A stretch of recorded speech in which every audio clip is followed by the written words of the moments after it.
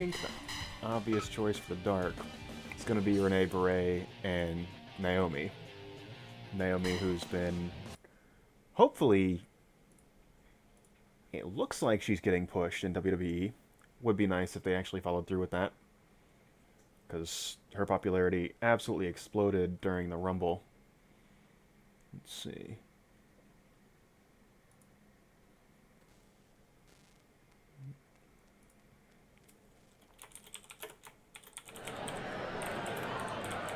Hoi!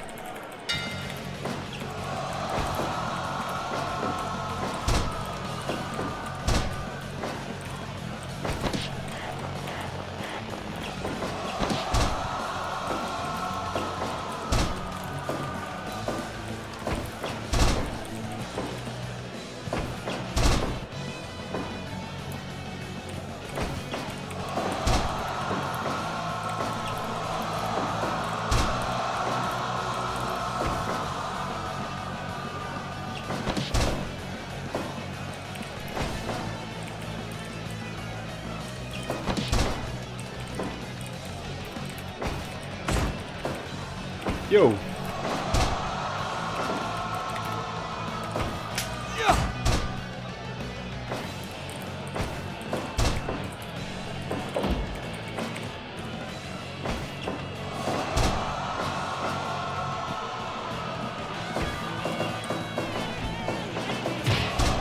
doing the social media thing real quick.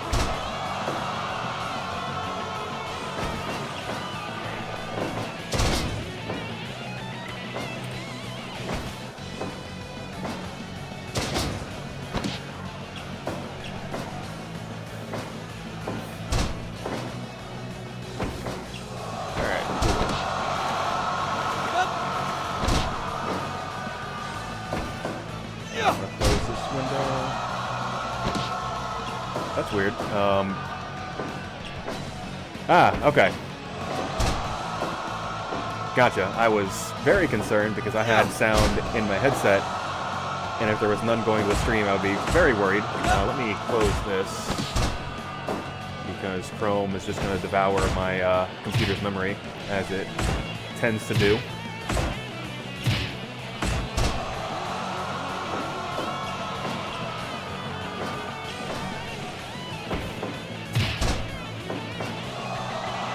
GK, don't know how closely you follow Rainbow Six, but the Rainbow Six Invitational was this weekend and made some pretty big announcements for Season 5, or Year 5 changes that look pretty fun. That being said, I think I played Year 4 maybe 5 or 6 times, but still a fun game to watch. Ooh. Naomi sidestepping that springboard dropkick.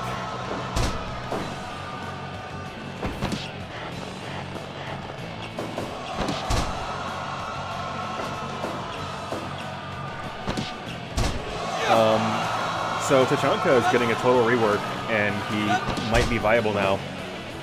His gadget is just his gun. He just gets to carry around the big machine gun. And they gave him a grenade launcher to use as his gadget, which seems kind of neat.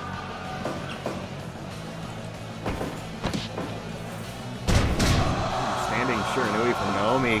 Cover one. Only gets one. Yeah, if the tournament's still going on, by the time I log off, I might try and tune into the finals. Because that is a fun game to watch.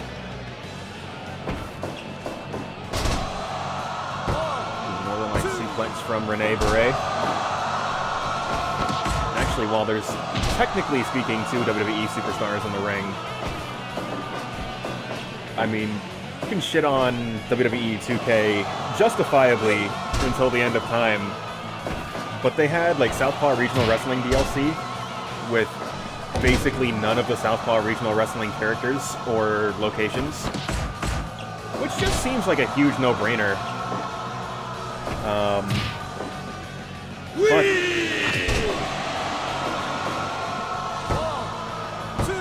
But you know, I don't work for 2K, so what do I know? Naomi, another thing on a list of missed opportunities in WWE, but it looks like they're starting to push her, which is cool.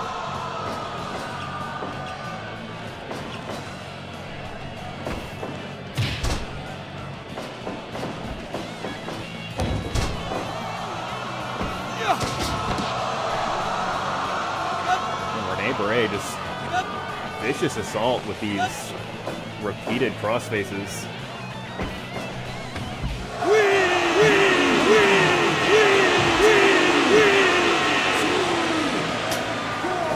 And Naomi has had enough of that.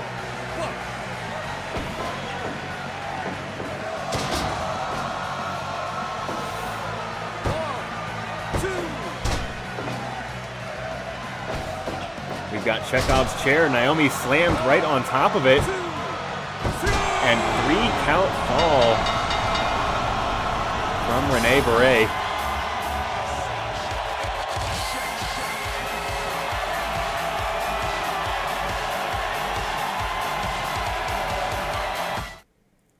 I don't remember that theme. It was almost certainly a theme that was just in the game. Usually because most of the workshop creations don't change the theme, I guess. And now most of our guys, well, a lot of our guys have custom music.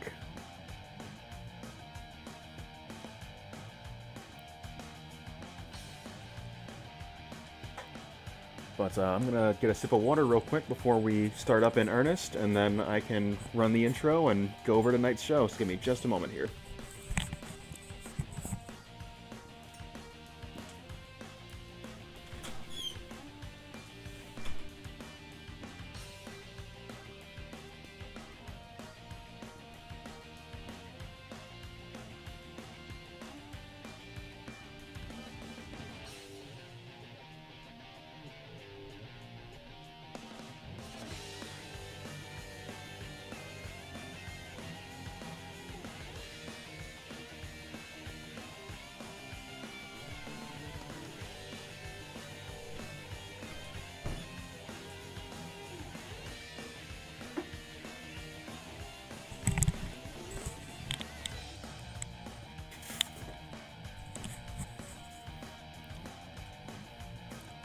Alright then, let's see here.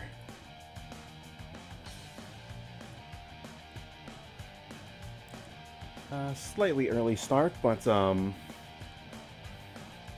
go ahead and run the intro and get us straight into tonight's show because, as always, got one hell of a card planned for us tonight.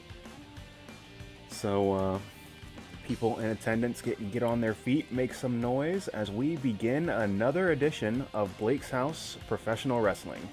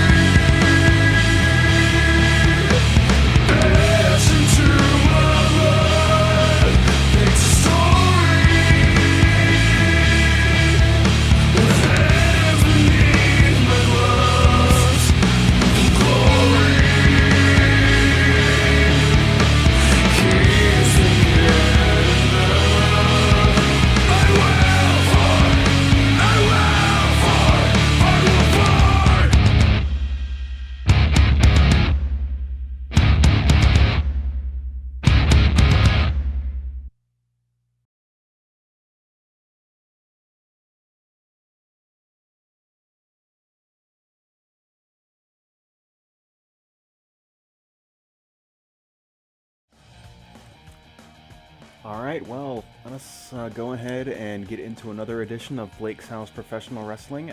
As we do every week, we have a stacked card from front to back.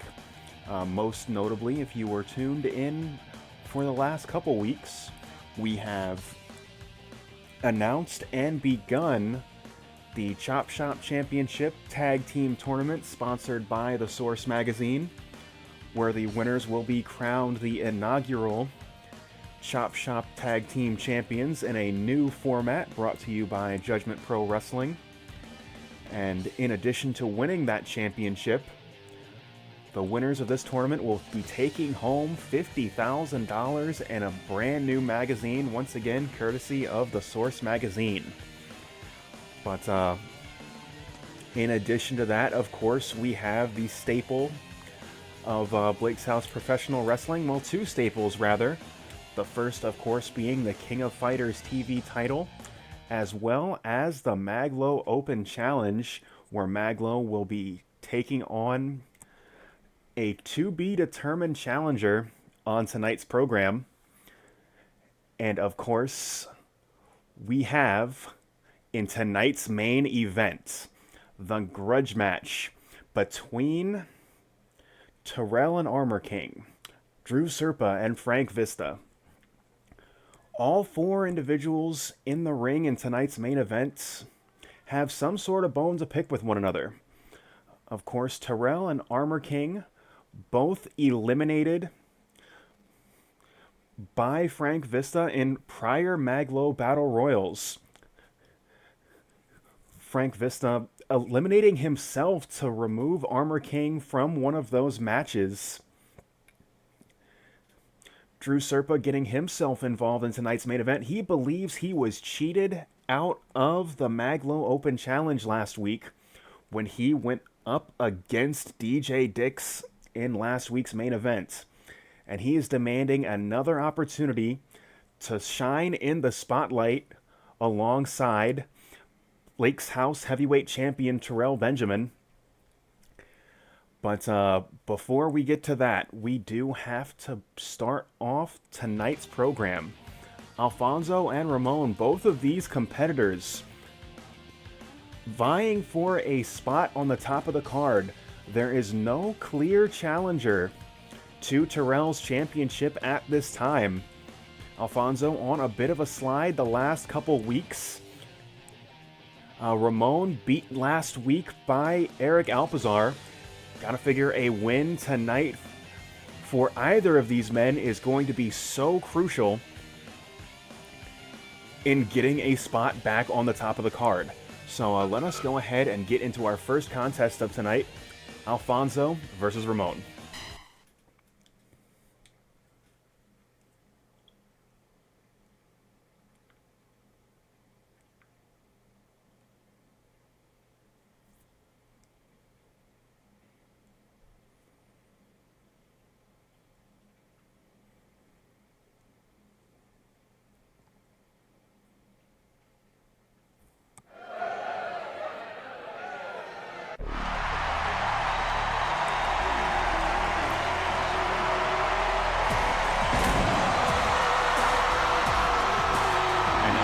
Making his way to the ring, as I said, on a little bit of a slide from his extremely successful Japanese excursion. And Ramon going to prove to be another incredibly difficult obstacle to overcome.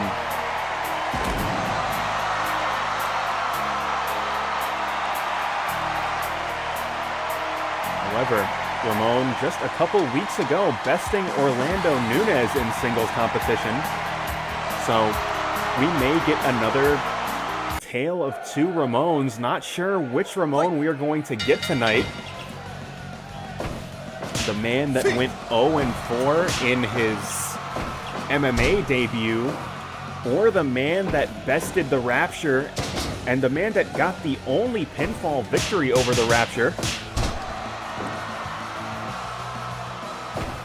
And what Ramon we are going to be getting tonight is going to determine who is going to come out on top in this contest. But it looks like we are getting the Ramon that bested the Rapture in singles contest, as he's starting off very strong. Swinging wildly with that shot, but Alfonso, so savvy a ring veteran, able to avoid that strong strike.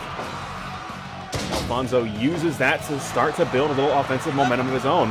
Applying a chin lock, trying to slow Ramon down.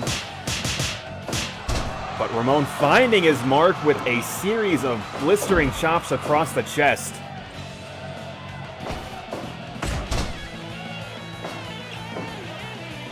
And we are still in the feeling out process a little bit. Big belly-to-belly overhead suplex from Alfonso. I think Alfonso is quite finished with that feeling out process. You can see the frustration in his face about not being able to pick up a victory since returning from that Japanese excursion. Alfonso now locking on the sharpshooter. Ramon just too far away from the ropes. You could see even trying to get a hand out, just unable to get it. Oh, going for that fireman's carry buster, but Ramon breaks free, but stunner, and Alfonso now going up top, but thinks better of it as Ramon scrambles to his feet.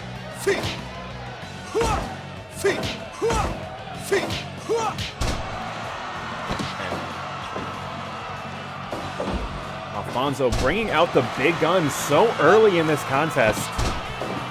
You can just see the desperation for a victory here. But Ramon is a competitor that is so difficult to keep down. Big dragon screw leg whip. Ramon now shooting Alfonso into the ropes, but Alfonso putting on the brakes. Big scoop and a slam, and now it is Ramon's turn, applying the chin lock, trying to slow Alfonso down. Ooh, big sweep, trying to take Ramon's legs out from underneath his legs. Ramon responding back, drop toe hold. And this match will continue.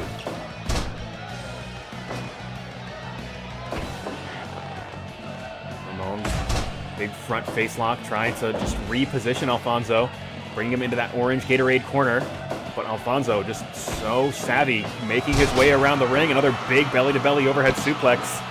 So very close to sending Ramon to the outside, and now a flashing elbow right into the heart of Ramon, but Ramon immediately to his feet. Alfonso puts him back on the mat. And beautiful drop kick to the chest, but once again, Ramon just putting his fist in the ground and getting back to his feet against all odds and adversity.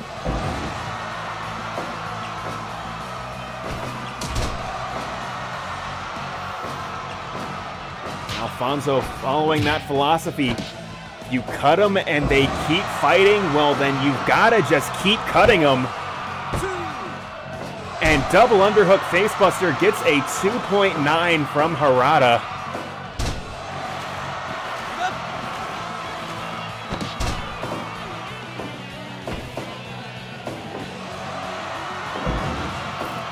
Big slam into the center of the ring from Ramon.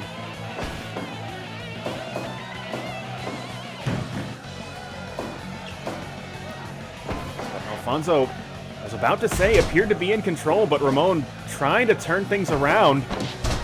And another big drop toe hold. Hold on, Ramon. Pile driver just crunching Alfonso's head right into the mat, and a falling fist right into that lower back. But Alfonso is the one to his feet first. You can see how punishing his assault has been to Ramon, but that Dr. Wily bomb generating a near fall.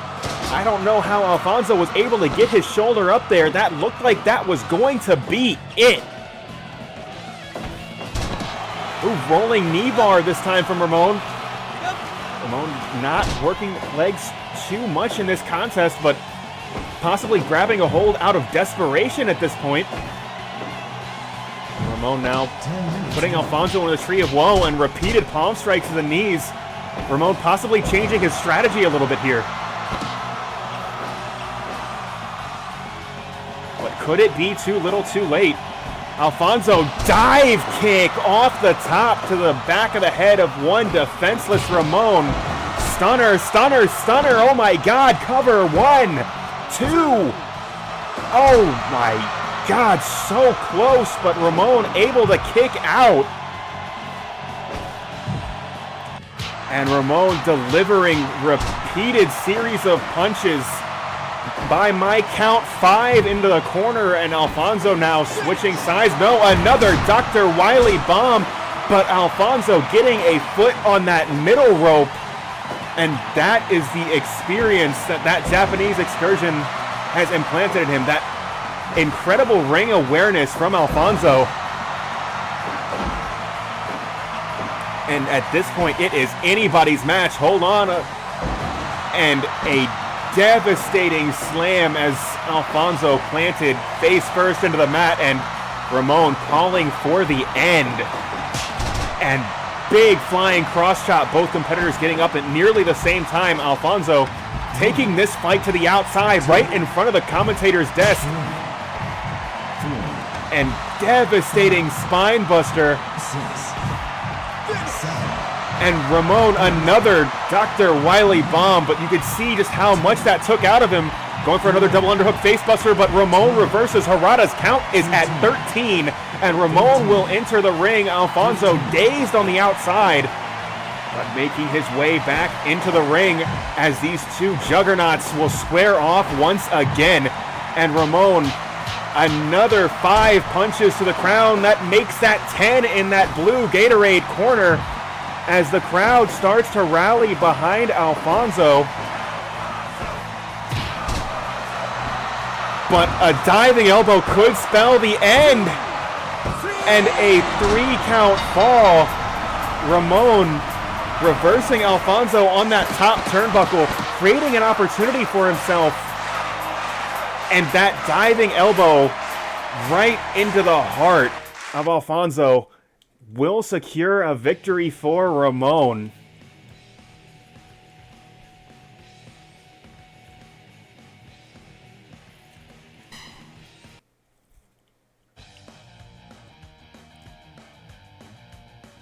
Gotta say, I deeply regret putting that match on first, because that was one hell of a contest. It is going to be so incredibly difficult to follow. But, let's keep this show rolling. As I mentioned earlier, we have the Chop Shop Tag Team Tournament sponsored by The Source Magazine. Let's go ahead and check on the bracket there as we get into our first contest in that tournament of tonight's program. And that is going to be Robert Walsh and John Newton going up against JB3 and D-Mob. The critical factor in this match is going to be Robert and John had a week off last week. They are going to be coming into this contest the fresher competitors, and that will almost certainly play a factor in this match. A little bit later on tonight's show, we have Mr. Adams and Mr. Smith of the Firm going up against JJ Mondo and Slick Rick. Both of those teams were in all-out wars last week. I can't imagine either team is going to be 100% for that contest. But they will have the benefit of going on second tonight, get a little bit more opportunity to get stretched out, get limber, get warmed up for tonight's contest, as we have Robert Walsh and John Newton going up against JB3 and D-Mob.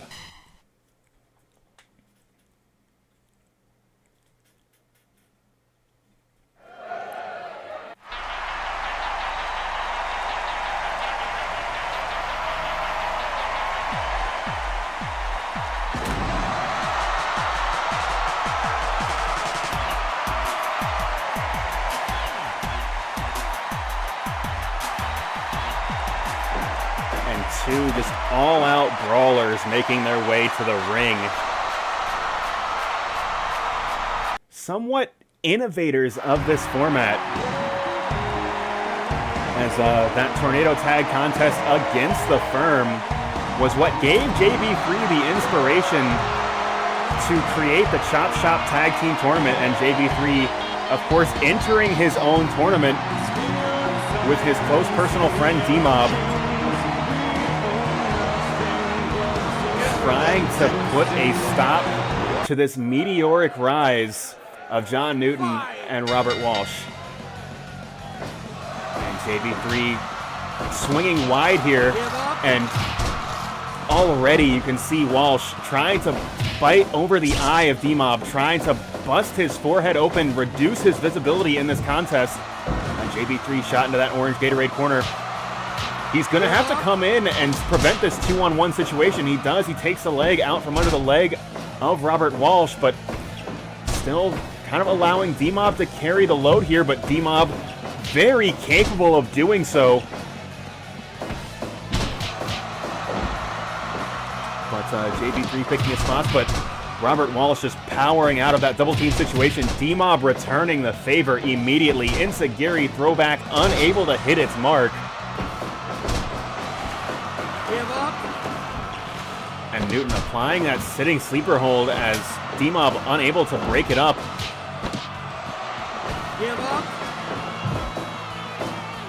D-Mob just trying to create some space for his team. Push one of these, oh my god, just a devastating cutter. But it looks like both of these team strategies are somewhat similar. They're trying to isolate a member of the opposing team, create those 2-on-1 situations, prevent situations where it's possible for somebody to break up a pinfall or submission. Now we are going to have to see whose strategy is most effective. That being said, I've got to give the edge to JB3 and D-Mob in this case. As D-Mob, of course, the boss of the New York underworld, and JB3, the boss of Judgment Pro Wrestling. Two master strategists going up against two bar brawlers. Two men that would be very at home in a death match with 100, maybe 200 light tubes surrounding the ring.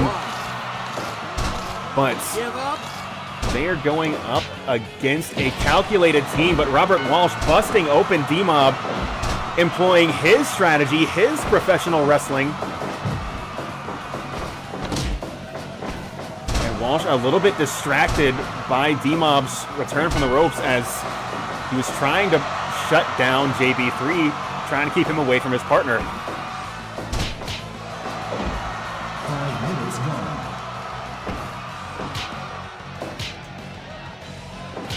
And it looks like JB3 and Robert Walsh taking a bit to breathe as John Newton and D-Mob just slug it out in the center of the ring.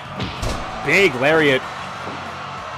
JB3, you're going to have to get into the ring. You're going to have to get involved in this contest, as right now Newton and Walsh just taking it to D-Mob. Those 2-on-1 odds, well, certainly not insurmountable as two toe kicks shut down Newton and Walsh. Big lift and drop from D-Mob, but now D-Mob has to contend with John Newton. And Newton has had enough of JB3's runaway style as he pursues him into that orange Gatorade corner.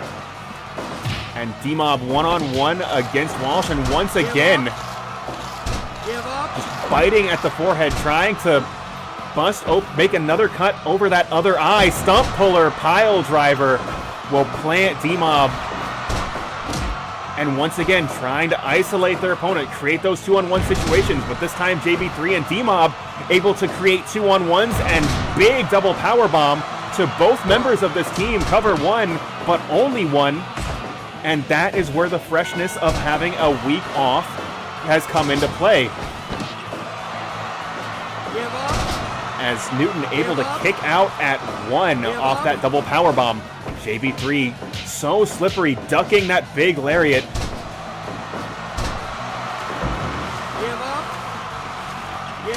And D-Mob trying to take it to Robert Walsh. Possibly Newton's Law, that could be it, but no. Robert Walsh doesn't think it is. And now it's Walsh and JB3 battling it out. Insagiri once again doesn't quite find its mark. And D-Mob and JB3 just struggling up against this fresh team. Ooh, but big backdrop from D-Mob and a low blow, and the team of D-Mob and JB3 standing tall in the center of the ring right now. 10 minutes gone. And tandem offense from Newton and Walsh. This is a team that you know has worked together for years. And that could be it right there. And Mario signaling for the bell as D-Mob was submitted by that mandible claw. As Newton and Walsh will advance to the finals. The team that innovated this format will be in the match that decides the first ever Chop Shop Division champion. And they will be fighting next week against either the team of Mr. Adams and Mr. Smith, The Firm, or JJ Mondo and Slick Rick.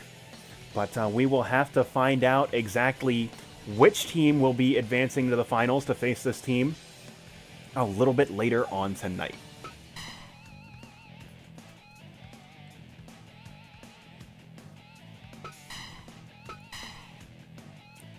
Because before we get to that, just as with tonight's opener, we have two men vying for, if not a championship opportunity, certainly respect. One man being Matthew Knapp, and the other man being Nick Wrestling Organization's very own Jim Jack. As both of these competitors losing a key matchup at the Nick's Wrestling Organization show, the future of Matthew Knapp is uncertain. As is the future of the Nick's Wrestling Organization Championship, as that also does not have a clear number one contender. But once again, we are in a situation where both of these men just trying to improve their stock and create an opportunity for themselves. So let's go ahead and get into this contest, and we can see exactly how that's going to play out in the ring.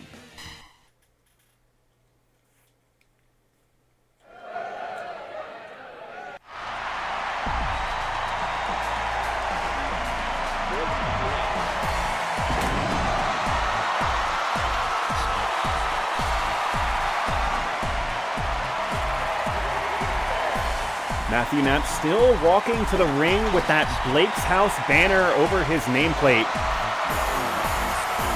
Man says he was NWN, but lost his tryout match on the Nick's Wrestling Organization show. And Nick Vidala, boss of Nick's Wrestling Organization, has not issued a statement one way or another exactly what the company's position on Matthew Knapp is. And Jim Jack starting out strong, knee to the gut and repeated knees to the crown. Jim Jack certainly knows just how effective a wrestler that Matthew Knapp is. And it looks like he's going to try to out-wrestle him. However, you know just how versatile Knapp's offense can be. And we're going to have to see. No, it looks like he is going to go from that mount position and apply those punches to the back of the head. Looks like he's willing to rise to Jim Jack's challenge. And repeated chops to the chest from Matthew Knapp will send Jim Jack crashing to the mat. Big Japanese-style arm drag cover, one and only one, as Jim Jack lifts his shoulder almost exactly at the moment that Harada's hand touched the mat. Oh my god, devastating spear, and Knapp once again goes for a cover, but once again, Jim Jack, ooh, that attempted double leg goes under that big boot, but Jim Jack rolling through, applies that Kimura hold.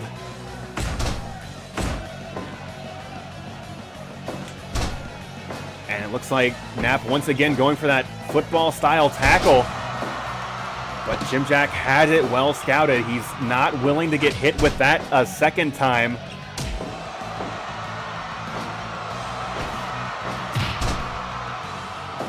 And once again, mount position, but Jim Jack has his offense so well scouted.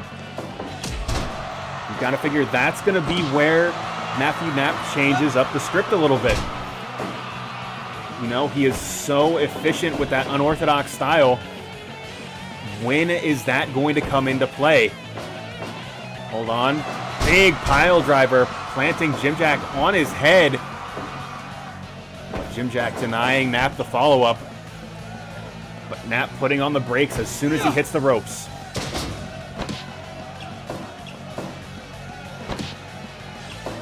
And big punt kick to the chest.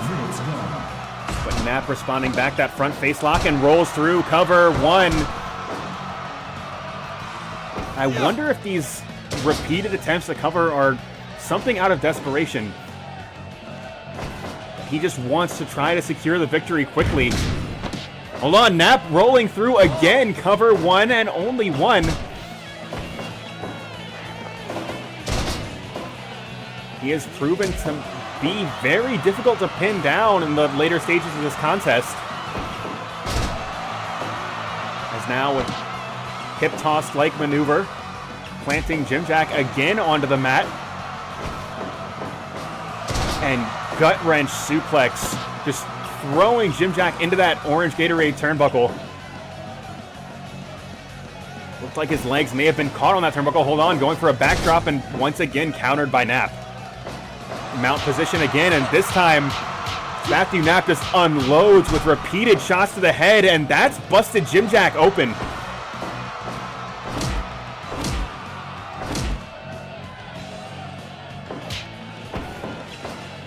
Hold on, this time the backdrop will connect, and both men just laid out in the ring, both of them to their feet immediately.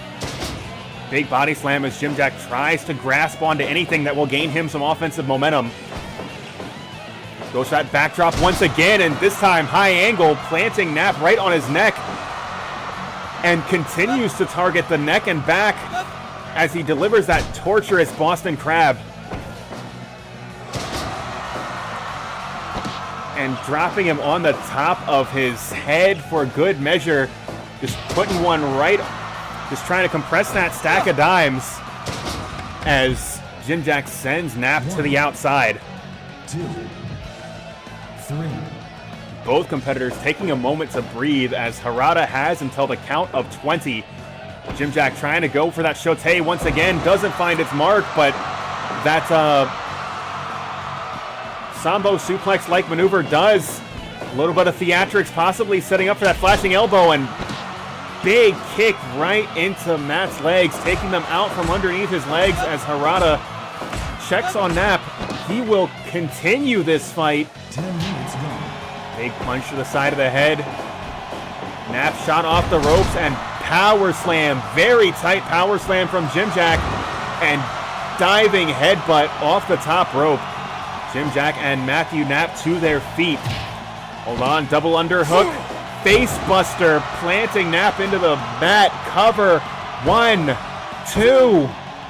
Oh my God, it's not enough to put Matthew Knapp away, and Matthew Knapp bringing out that patented dick-based offense. And that could be the momentum shift that Knapp needs here. Hold on, Jim Jack sliding through, escaping that hold, going high risk here. And another suicidal diving headbutt.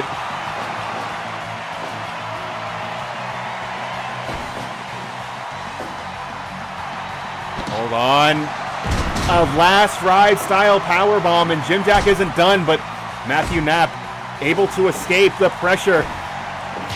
And now both competitors just battling it out, putting it all on the line in the center of the ring. Football style tackle from Knapp, and Jim Jack is laid out in the center of the ring, but hold on just a moment. Big spine buster. On Matt, back switch. Plants him, gets that mount position, but once again, Jim Jack able to escape, goes up top, but thinks better of it as Matthew Knapp scrambles to his feet. Oh, Jim Jack just wild shot with that lariat, unable to find its mark, but that double underhook facebuster does. That has got to be it. Cover 1, 2, 3 count fall. And Matthew Knapp calling his shot, going after possibly the second-ranked competitor in the Knicks Wrestling Organization, but unable once again to pick up a victory. And Jim Jack proving why he was the #1 contender. Why he was very nearly the Knicks Wrestling Organization champion. And as there is no clear #1 contender for that title, Jim Jack is certainly trying to insert himself into that conversation. But before we get to that, of course, we do have the Battle Royal to determine the opponent in the Mag.Lo Open Challenge. And Blake, I am going to take your suggestion and apply it to this contest. And we are going to see I'm a Bear in the Mag.Lo Battle Royal.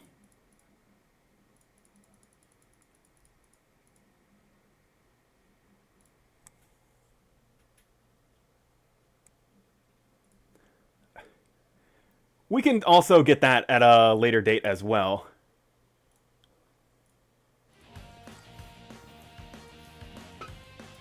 But right now we have 7 names we are going to have to call. Unless you want to see Jean-Claude Van Damme in this match as well.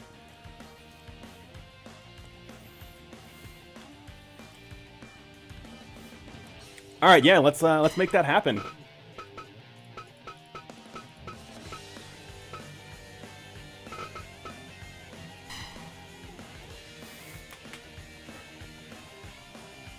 But that's still going to leave 6 more names to call. Alfonso, you did in fact miss your match. Phoenix Wright, we can do a Phoenix Wright as well.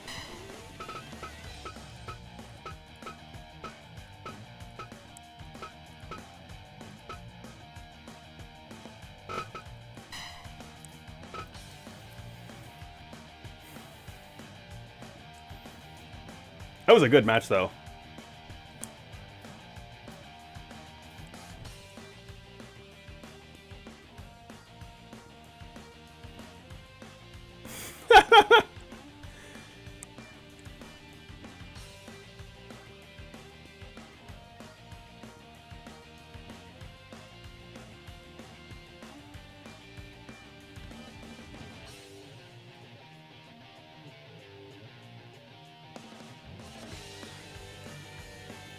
Now, Drew, when you say #1 Gaijin, do you mean Stan the Lariat Hansen?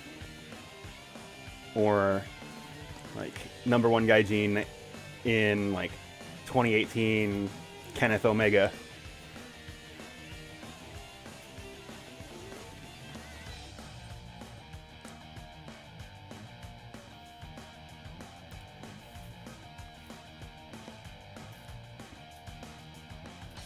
Oop, hold on a second. Let's see. Hold on a second. Let me see this here.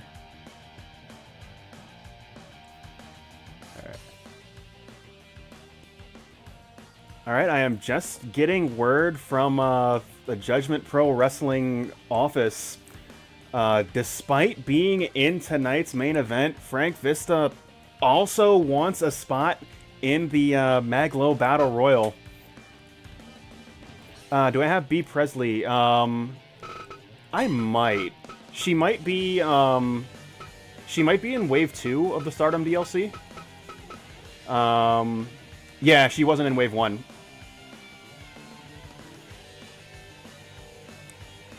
But when the next DLC comes out, I think she's going to be in that because she joined like one of their biggest stables.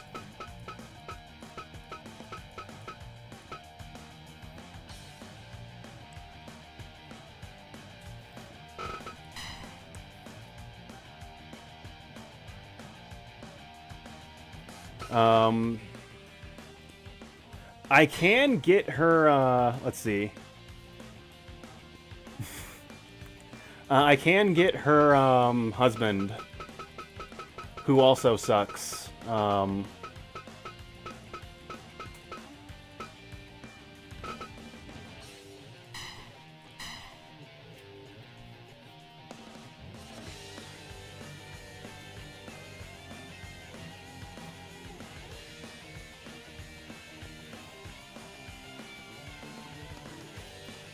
Yeah, we'll put Bill Birdie in this contest.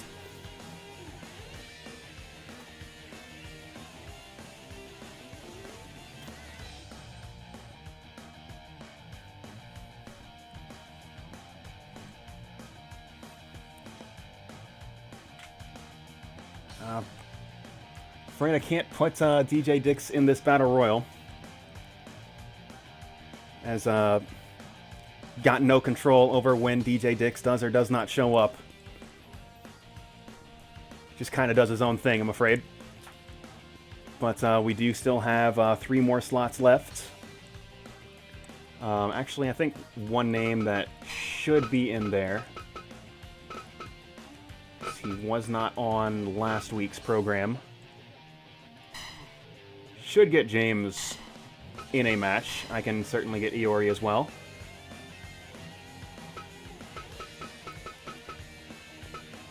Oops.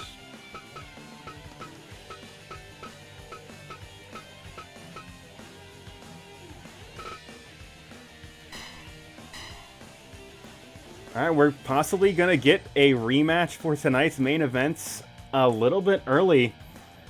Drew tapping Armor King, requesting that he gets a shot at Frank Vista, possibly going to create an opportunity where these two can go at it before that contest will even happen. Let's see, that looks like Armor King.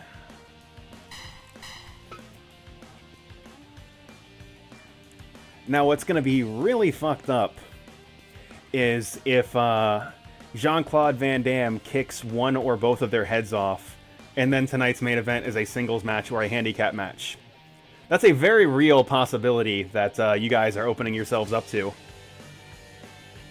But this is the match that you guys wanted to see.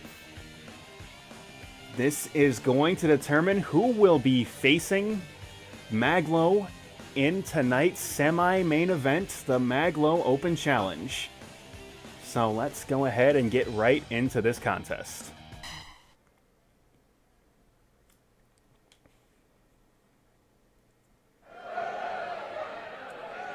Fight! And already it is total chaos in the ring. Hold on. Phoenix Wright possibly going to score an early elimination against I'm a Bear, but not quite able to do so. I'm a Bear just too large, too very literally an actual bear to lift and send to the outside. As the aerial assassin in it takes on Jean-Claude Van Damme, the muscles from Brussels himself. And Vista and Armor King already going at it. And big kick to the back of the head, but Armor King preoccupied with Iori Yagami. And as I said, these two competitors are going to be going head-to-head in tonight's main event, but they want to start this right now. But Iori trying to insert himself into this feud.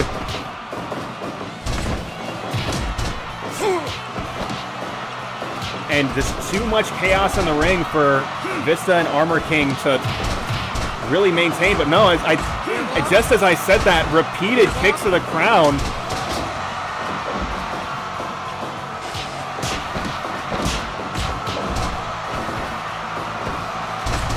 Give up. But Give up.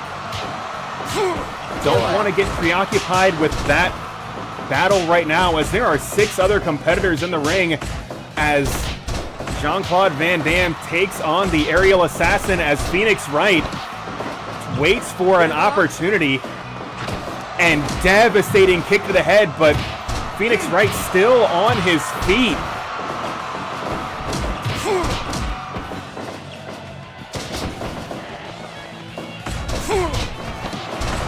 And still nearly 5 minutes in, not a single elimination just yet. But you know just how devastating Van Damme's kicks are. At any moment, he could turn your lights out with those aluminum bat-like shins across the side of your head. Give up. Give up.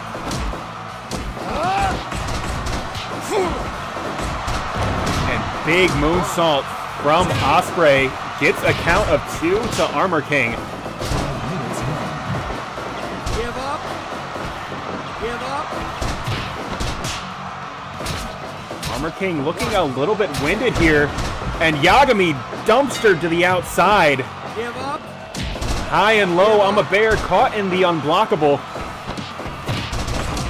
Ooh, big double leg takedown from Vista. Osprey sent to the outside.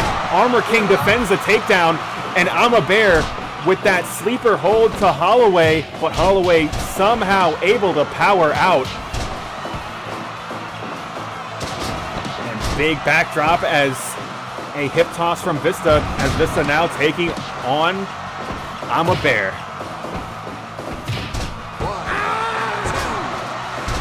Count 2.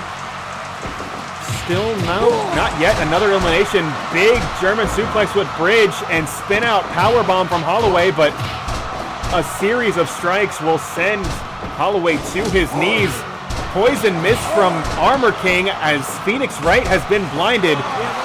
Gotta figure it is going to be so difficult for him to proceed in this match. And big knee bar from Van Dam. A super kick to a kneeling opponent from Holloway. Bear working that sleeper hold, but Vista still has more in the tank. Hard shot to the face, and Phoenix Wright has begun to enter turnabout mode as he just slams Bear into the center of the ring.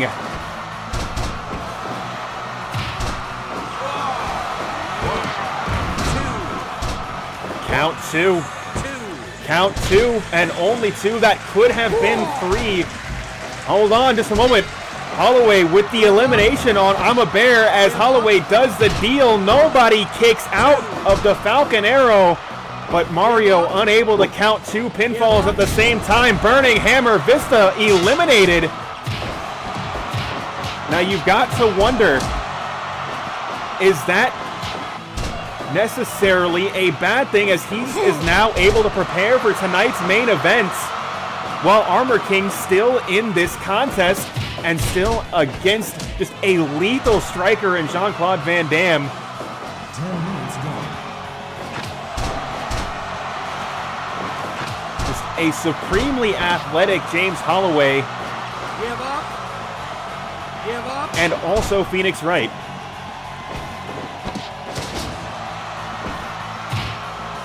On. Big boot, shining kick to the side of the head.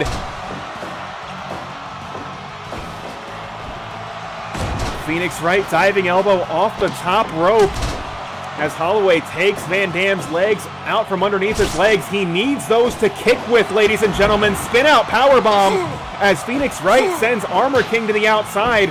We are down to 3. Van Damme now, Kimura hold, trying to take away the objecting arm of Phoenix Wright.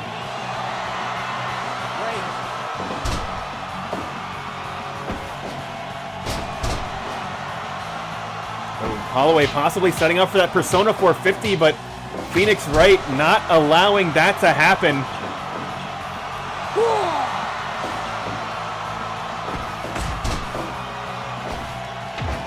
Big headbutt. Phoenix Wright standing alone in the center of the ring against these juggernauts. Sidestepping that hard shot. And now knee bar from Holloway. Is that going to be enough? No. Van Damme refusing to be submitted. And now it is James Holloway standing alone. Phoenix Wright at his feet. And Blue Thunder Bomb, too. Oh, my God. I don't know how Phoenix Wright had anything left in him. But he was able to kick out of that Blue Thunder Bomb. And now Holloway going for that knee bar. And Phoenix Wright, you can tell all those years in law school has taught him you do not break up a pinfall or submission in an elimination match. And that is why he is standing with Holloway, but that Persona 450 could be enough right there. No, it's not.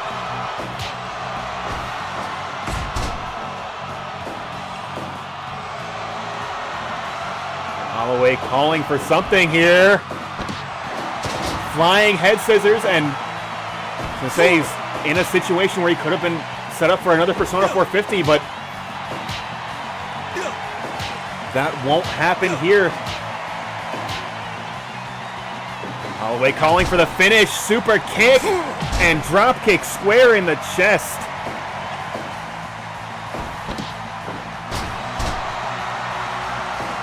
Holloway going up top again, moonsault, double stomp, buries his boots in the stomach of Phoenix Wright, and a Persona 450 for good measure, but Phoenix Wright getting a hand on that bottom rope.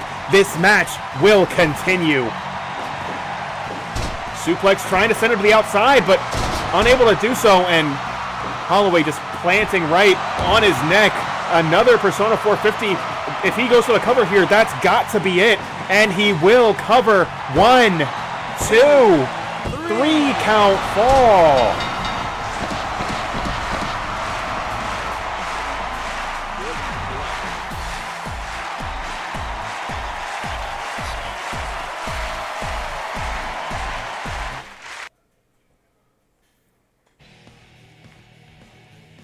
And James Holloway will advance to tonight's main event. The Mag.Lo Open Challenge, or tonight's semi-main event, excuse me, the Mag.Lo Open Challenge, where he will be squaring off with perennial fan favorite Mag.Lo just before tonight's main event. And that is going to be Terrell and Armor King versus Drew and Frank Vista, a match we alluded to over the course of that Battle Royal. Armor King and Frank Vista certainly are going to try their best to recuperate over the course of tonight's contest, over the course of tonight's card, to try and prepare themselves for this match.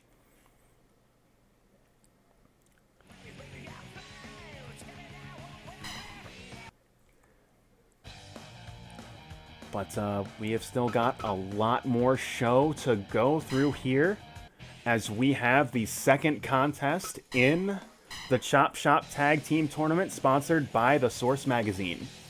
Mr. Adams and Mr. Smith of the Firm going head to head with JJ Mondo and Slick Rick, and that match is right now.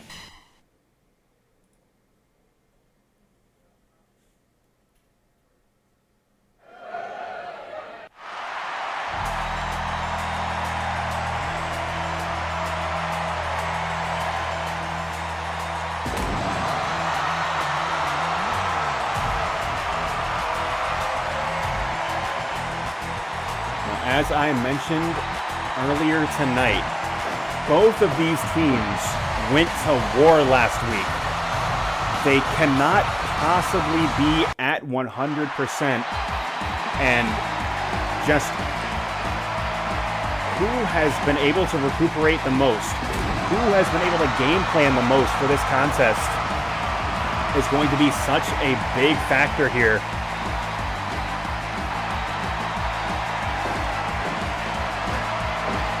Slick Rick is the X factor in this contest, the submission specialist, bringing a style of fighting the Firm do not go head-to-head with too terribly often.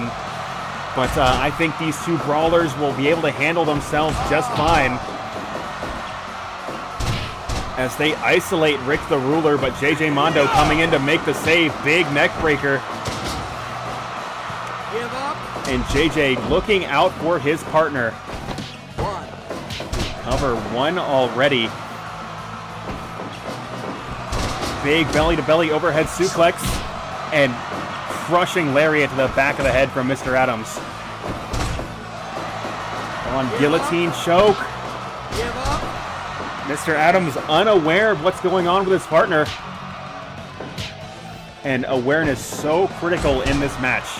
Tornado tag rules means that at any given moment, your team could lose this match and you are not even involved in the deciding fall. That being said, unlike a Fatal 4-Way contest, your team could just as easily win this contest with you not involved in the deciding fall. Oh, both members of the firm, display of dominance, going for that pinfall at the same time. JJ going high risk, big back elbow, and another elbow for good measure, just right in the heart of Mr. Adams. Mr. Adams hands up, protecting himself from the metal arms of JJ. But Mr. Smith now slugging it out as JJ tries to crack the glasses of Mr. Smith with those hard shots.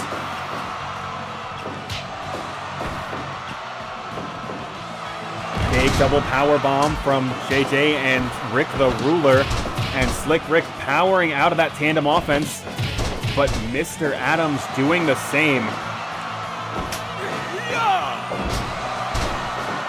See Slick Rick working the arm. He is a submission specialist, but he is also a kickboxer, and those repeated clinch kicks to the gut and kick to the side of the head, so incredibly effective. And it looks like Slick Rick wants to make this team run, try and wear them down.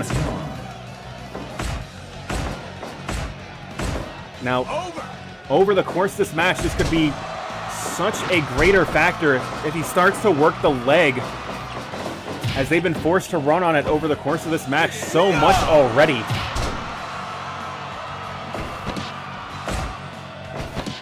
Big forearm smash, but JJ not allowing that to proceed any further, but neither is Mr. Smith. Now Mr. Smith shot into that corner turnbuckle, creating a 2-on-1 situation for the JJ and Slick Rick team. Ooh, nearly a miscue here, but hold on. Psycho driver, and that was nearly it.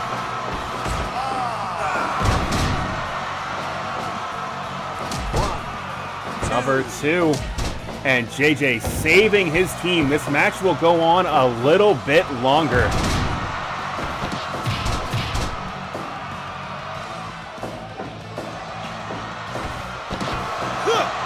Dragon suplex, cover 1, 2.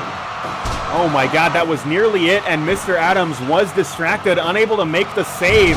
But fortunately for the firm, Mr. Smith getting a shoulder off the mat at a critical moment.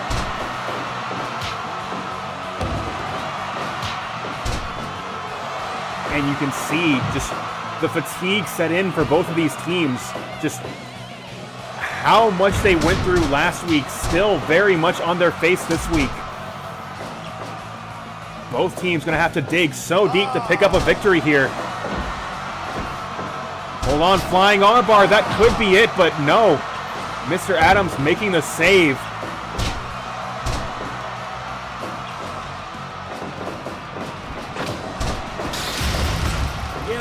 And Mr. Smith just using Slick Rick's clinch kicks against him.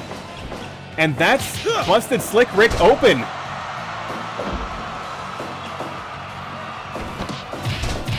Just incredible disrespect from the firm here.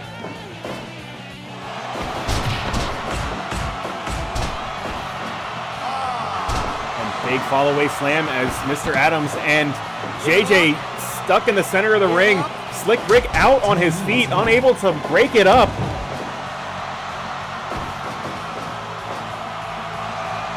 And big power bomb. Slick Rick now. Looks like he's going after Mr. Smith. And devastating heavy kick to the side of the head. But it is the firm standing tall in that orange Gatorade corner.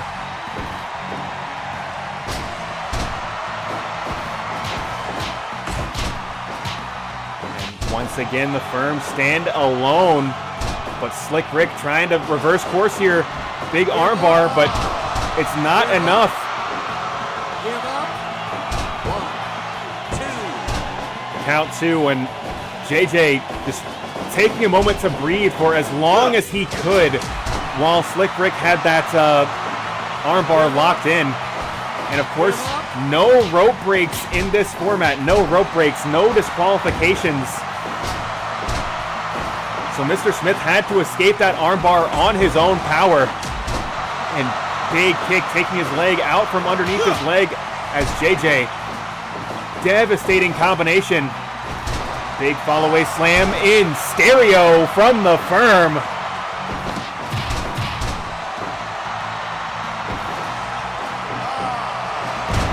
Powerbomb whip, but this could be it right here. That powerbomb could be enough, too. 3 count fall.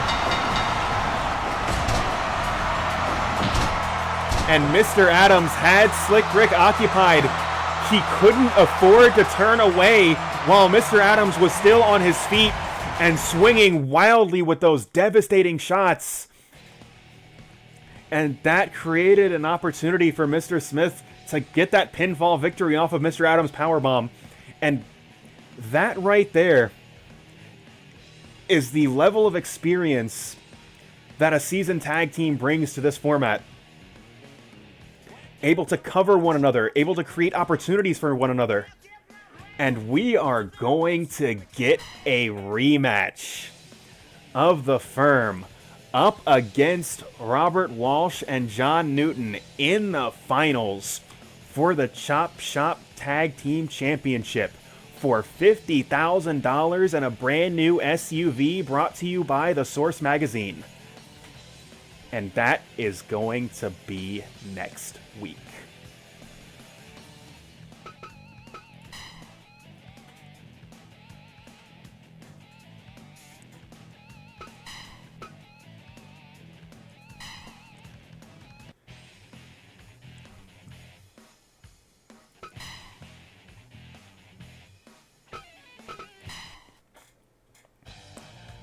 Now, let us go ahead and switch things over. We discussed the shoot division a little bit earlier on tonight's show. Craig Tonga looking absolutely unbeatable in the mixed martial arts division. He is going to be going head-to-head with NWO's own Richard Submits, as they will be battling it out in the Octagon for the Blake's House Shoot League Championship. So let us go ahead and get into this match right now.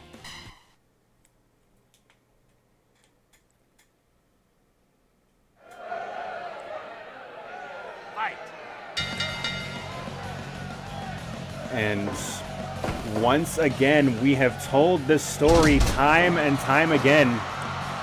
The versatility of Craig Tonga is going to be the decisive factor in this contest. Richard Submits. It is in his name. He is a submission specialist as he rolls through, locks on that knee bar. Craig Tonga, an accomplished grappler, a truly devastating striker. Hold on, rolls through, and this time with that scarf hold, but unable to put Tonga away. And Tonga now trying to out-grapple Submits.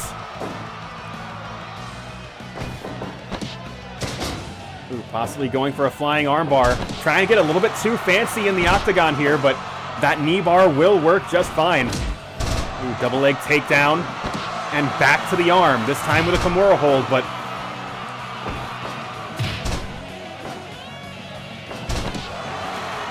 And Craig Tonga has not had a moment to breathe yet. Another double leg takedown, and this time cross arm breaker.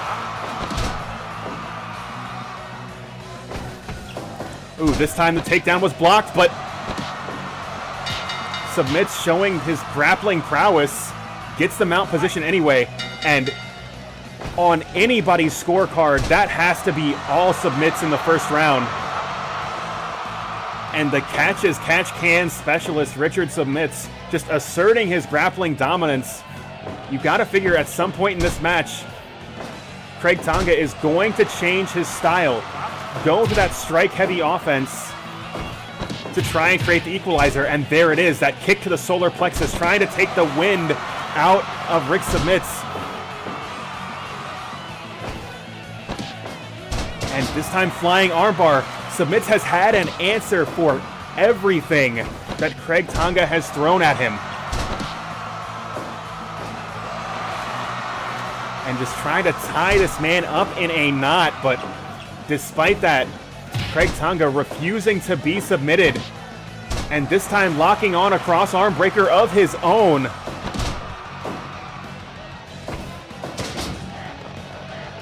And side headlock, just trying to set the pace of this contest, trying to get back into it. And once again, going possibly for that flying armbar, but was well scouted by Craig Tonga. And this time now, side headlock, and Tonga able to break free of that hold as well. And now a knee bar of his own, but Craig Tonga on the mat for quite a while, but we are going into the third round. That second round a little bit more even, as Tonga starting to find his way a little bit here. Big kick to the gut, and hold on. An unorthodox arm hold. Tonga looked trapped there, but able to roll through. Goes for that double leg takedown once again. Doesn't quite find its mark. And this time, repeated chops to the chest. And will transition once again. Just tying Tonga up here. The submission specialist. Does he have an answer that so many men prior to this did not have? Craig Tonga has not gotten started yet, and just as I say that, crossface, crossface, crossface. I am certainly surprised to see that crossface, but Richard submits once again, applying the Kimura, but Tonga still refusing to be submitted. Who blocks the double leg takedown, but once again, Craig Tonga just getting out-wrestled here.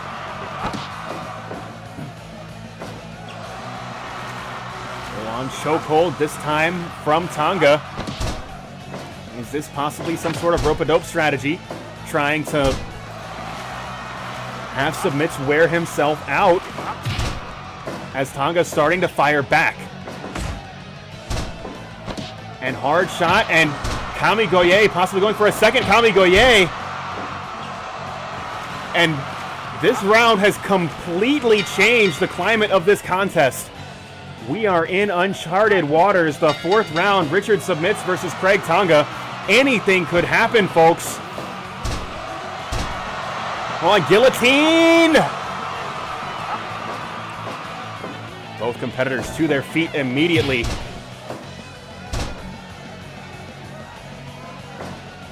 You see both men just struggling to stay alive in this contest. I don't think Submits was expecting this match to go beyond round 3. It looks like he's nearly out of gas, but hold on, flying armbar, is that going to be enough? No, Tonga still will not be submitted. Who goes for the double leg, doesn't quite hit its mark. And that hard shot to the head, is that enough? Scarf hold this time from Tonga. And that is going to do it.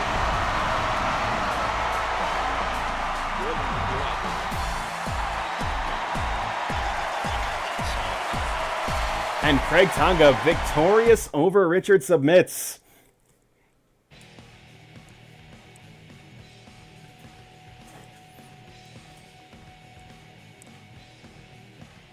And once again proving to be just such a difficult opponent to bring down and keep down.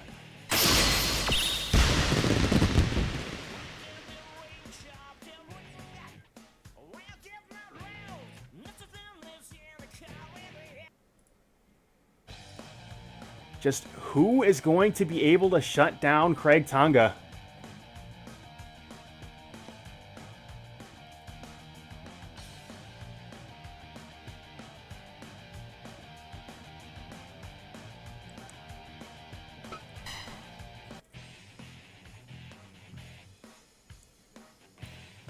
But we do still have 4 more contests left in tonight's show.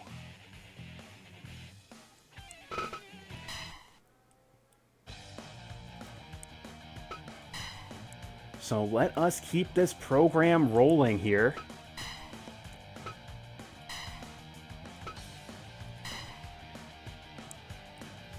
As we have 2 fan favorites in the Blake's House world.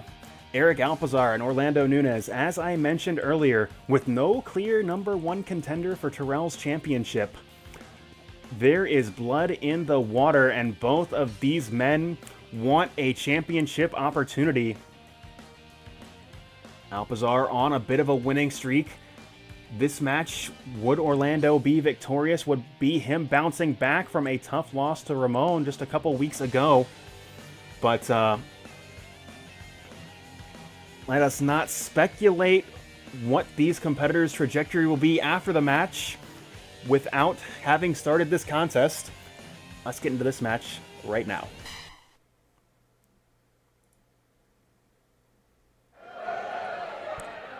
And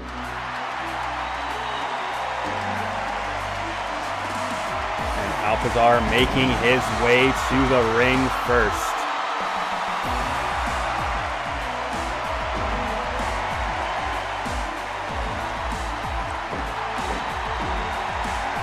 Briefly holding the KOF Trios title. Looks like he has his eyes on singles gold, but hold on just a moment as we get the best intro in professional wrestling.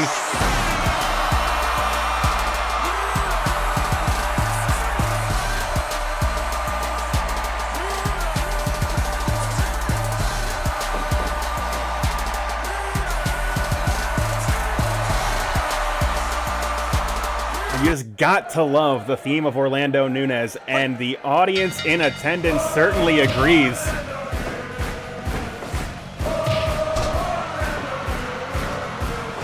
The crowd just absolutely deafening in favor of their hero, Orlando Nunez.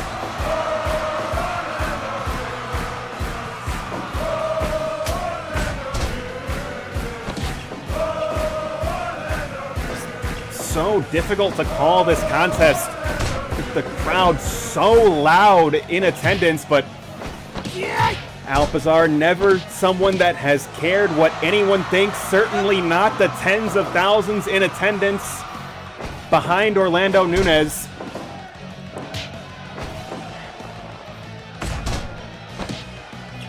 As he only cares about picking up the victory on tonight's contest. Hard shot to the stomach. And repeated shots to the side of the head as Alpizar gains the upper hand briefly. Another shot to the stomach, shutting Orlando down, a double leg takedown, and Kimura hold. And would be important to remind you, Alpizar was the first ever Blake's House Shoot League champion, besting Olympic gold medalist Willem Ruska in the finals of that tournament. He is certainly accomplished as a grappler as well as a striker. Orlando is going to have his hands full with Full Sail Armada's own Kuraga.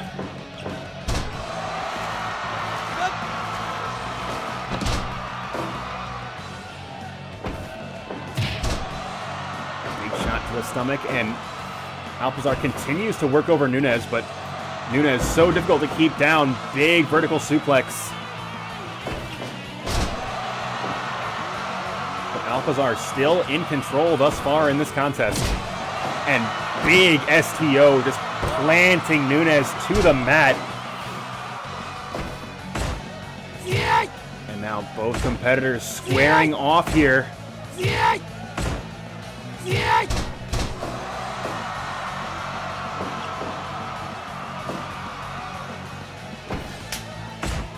And European uppercut of his own coming from Alpizar.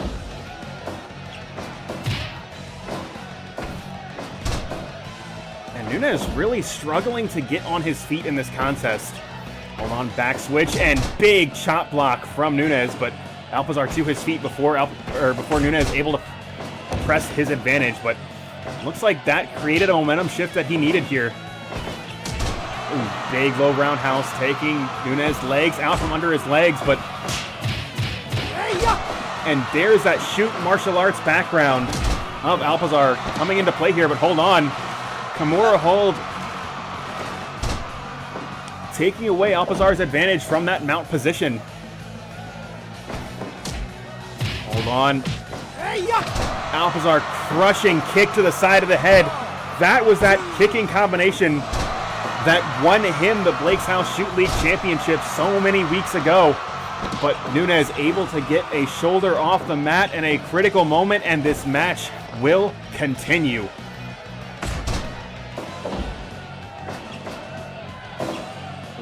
Both competitors are swinging wildly at one another. Hold on, Alpizar once again is trying to take Nunez's head off his shoulders there. But Orlando once again just not quite enough to put him away.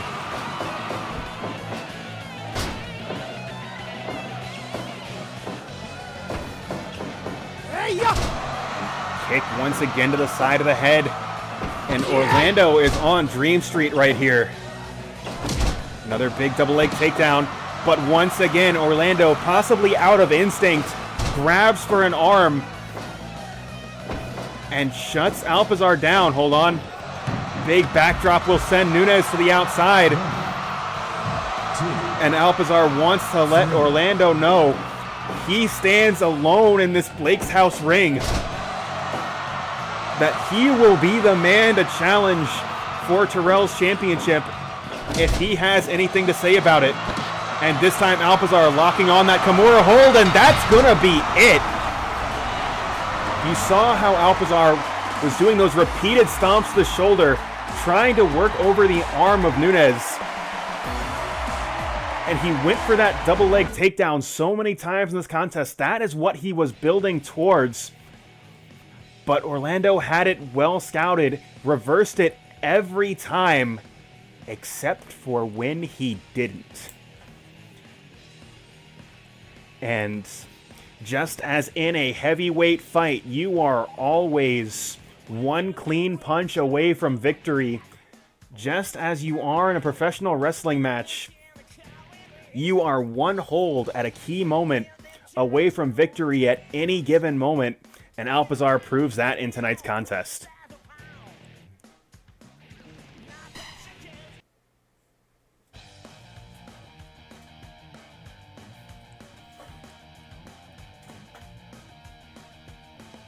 I mean, no, that is what it is. Like, you can't block forever.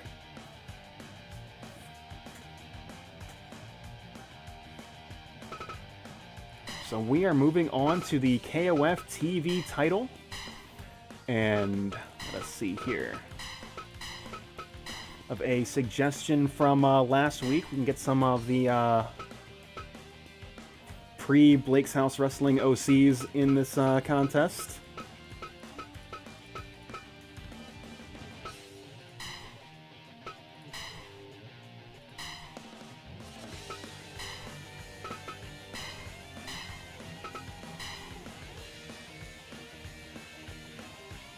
And they are going to be going up against the team of Brad Chad, ZSJ, and Kurt London. A team that has defended twice already. I believe Joshi, Yuri, and Reis have never been featured on Blake's House television. So they're going to be debuting in a championship bout.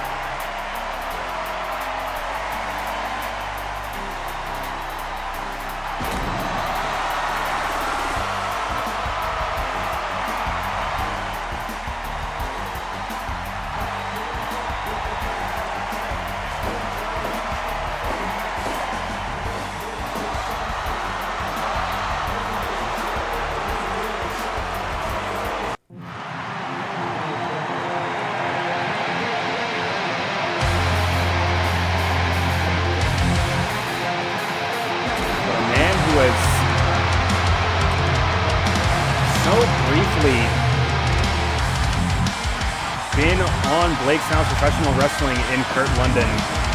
Already a huge hit with the fans.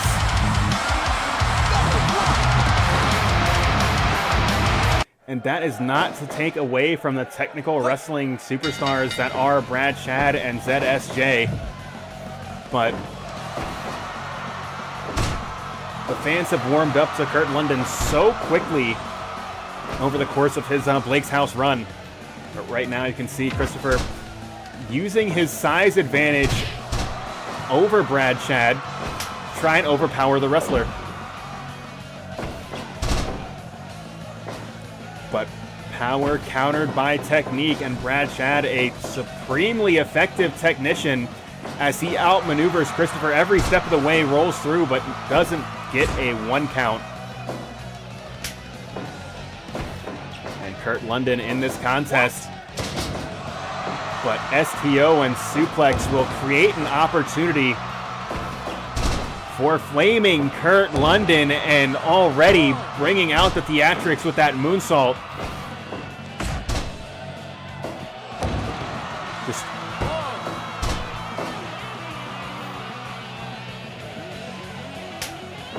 looks like Yuri in this contest. It looks like this team of competitors is trying to match agility with agility.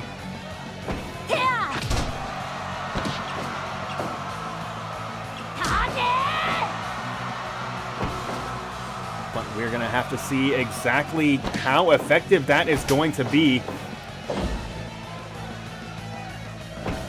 as there are few competitors that can keep up with the agility and raw athletic prowess that is Kurt London.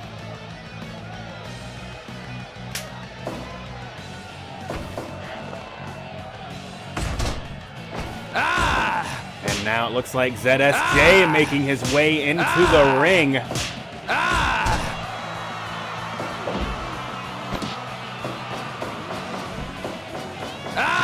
And PK square in the chest from Zack Labor Jr.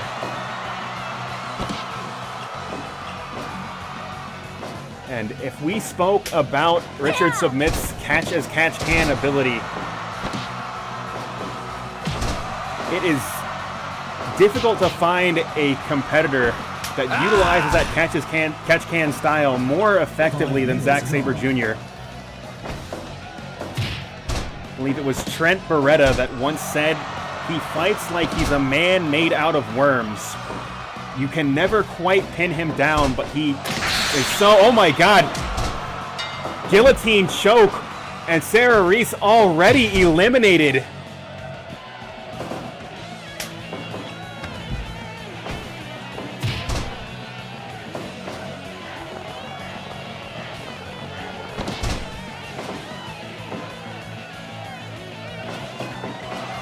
And this is going to create just such a significant uphill battle for this new Faces team.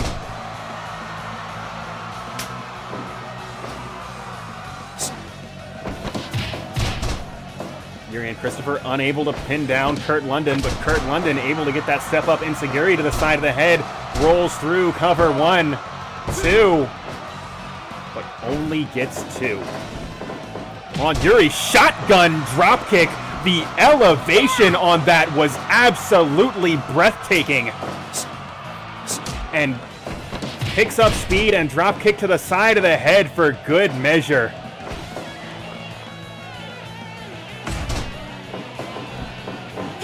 And once again, drop kick to the side of the head, enziguri, but well scouted by Brad Chad.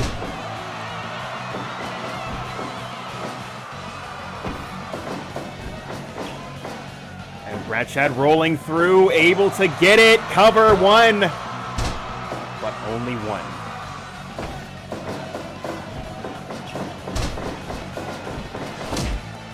Slight miscalculation from Yuri, possibly nerves getting the best of her, as this will be her television debut, and creates an opening for Brad Chad, and Brad Chad absolutely going to capitalize on it.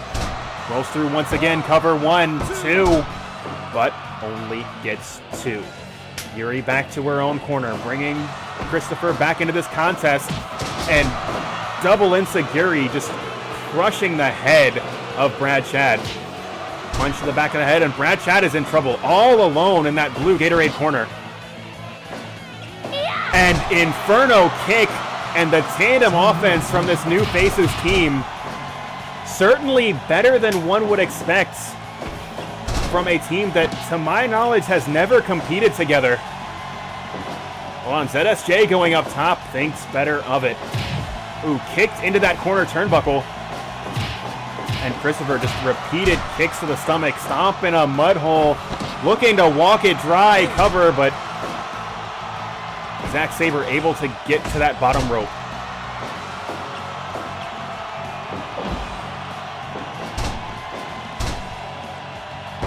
And as I said, that catch-can specialist, he can grab a hold from anywhere.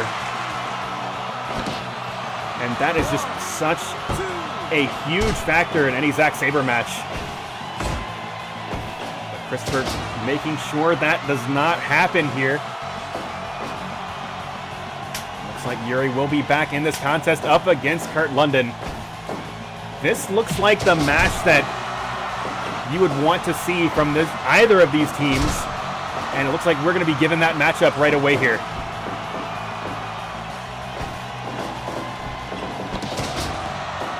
Thought she was going for that leapfrog, but instead turns it into a Rana.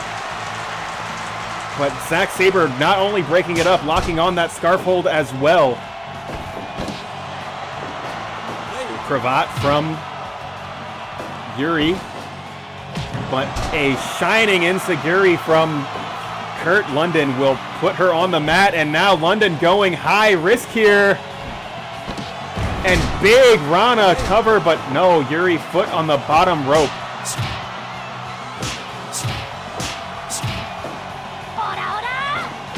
And big spinning wheel kick, but Kurt London spinning wheel kick of his own. That's going to send Yuri back to her own corner. High and low, Yuri caught in the unblockable, but Christopher, the legal man, and sliding drop kick to the side of the head from Christopher as well. Yeah. And big Northern Lights suplex cover too, but only two as Kurt London able to break up the pin attempt. Hold on, crossface now to Zack Sabre Jr. And the man advantage working to the Orange Gatorade team's effect here as they were able to just get more bodies in that pileup.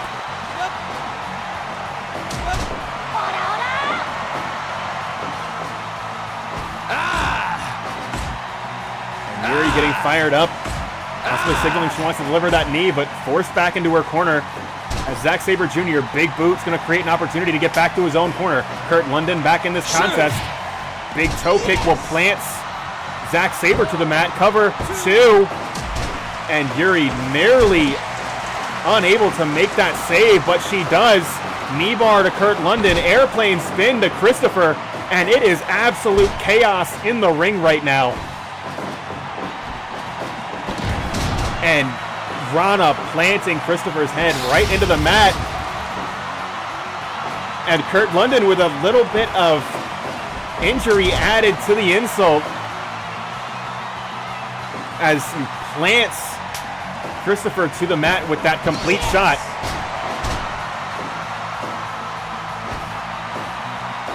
And now London putting Yuri into that corner turnbuckle. This could be bad, going high risk here. And Frankensteiner to the outside, and that's going to clear out both aprons. 3, 4, 5, 6, 7, 8. Looks like everybody making their way back into the ring. Hold on.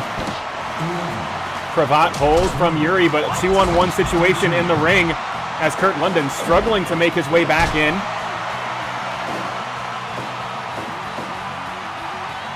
Looks like he's going to elect to bring Brad Chad back into this contest in an attempt to finish off Yuri, but hold on just a moment here. Kick to the side of the head. Don't let the door...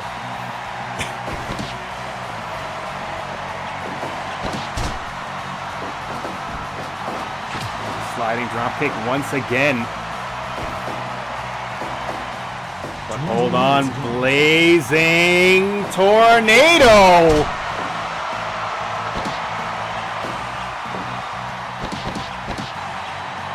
And goes for the cover, but so very close to that blue Gatorade corner.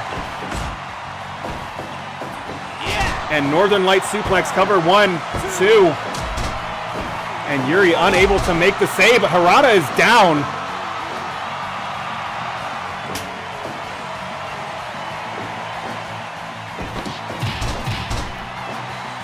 Christopher getting out of that 2-on-1 situation.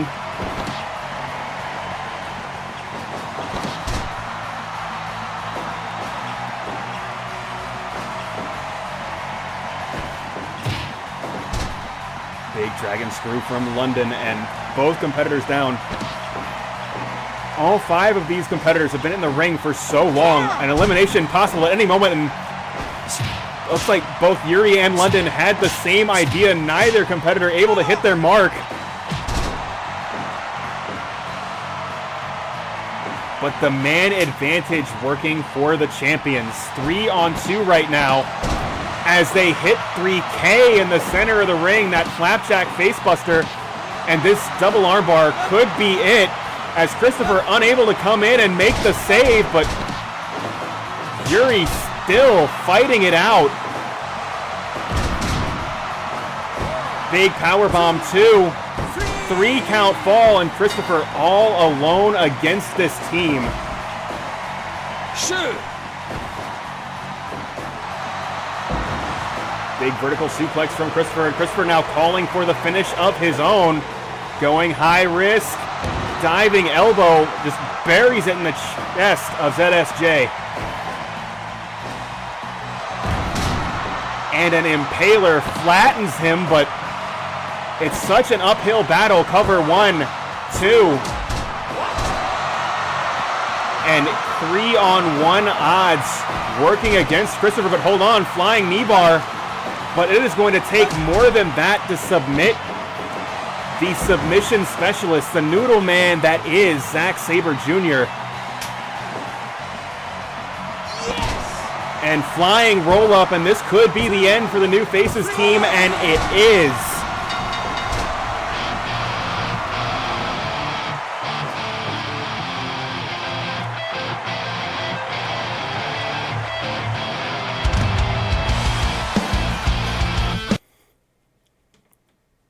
And we have yet another defense from the team of Brad Chad, Zack Sabre Jr., and Kurt London.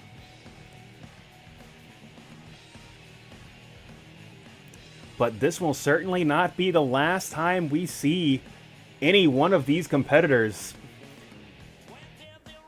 as all 3 of them exhibited tremendous heart going up against this team in their television debut.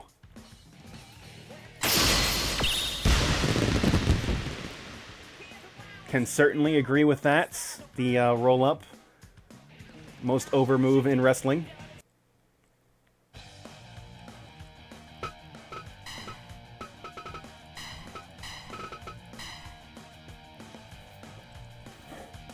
Gotta say though, like, at some point this team is eventually gonna drop the belt, and I kind of want to see Yuri go up against Kurt London, because I think that would be a really fun match. But don't want to put the cart before the horse, as this team has been extremely effective as a unit, and certainly hope they continue to do so. But this team of Brad Chad, Zack Sabre Jr., and Kurt London will return next week, as the KOF TV title stipulates that it must be defended on every week of Blake's House Television. So you can certainly look forward to that, but we are about to get into our semi-main event. The Mag.Lo Open Challenge. And we now know the competitor challenging Mag.Lo tonight is going to be James Holloway.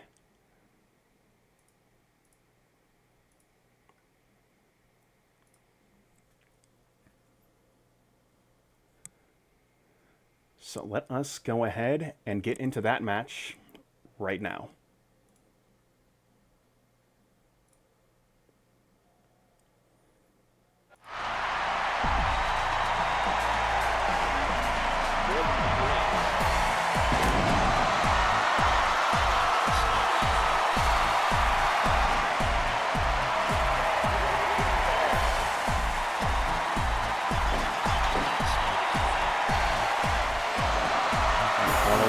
Waiting for Mag.Lo in the center of the ring, and once again, DJ Dix disgracing the sanctity that is the Mag.Lo Open Challenge.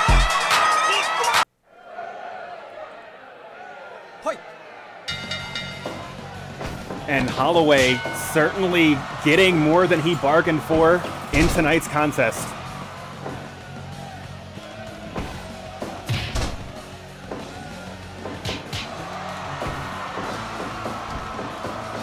And big kick, or big elbow to the stomach there, but DJ Dix just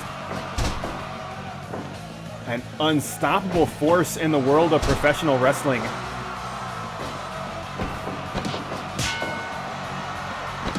And just continuing to shut down Holloway's offensive efforts.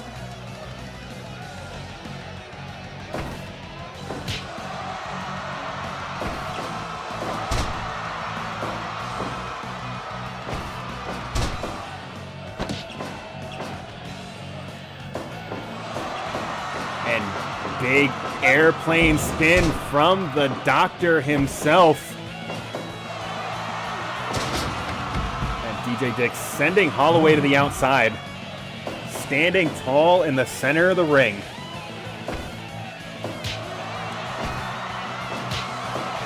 Both competitors trading shots, but DJ Dix will be the one to come out on top here.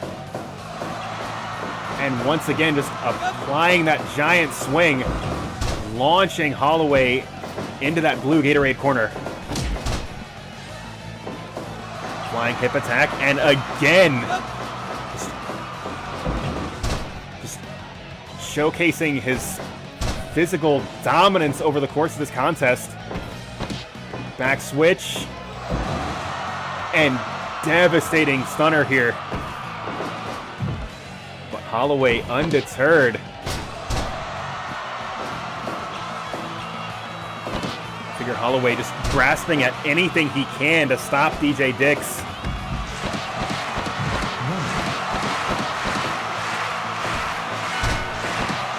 Hold on, roll up, cover, 1, 2.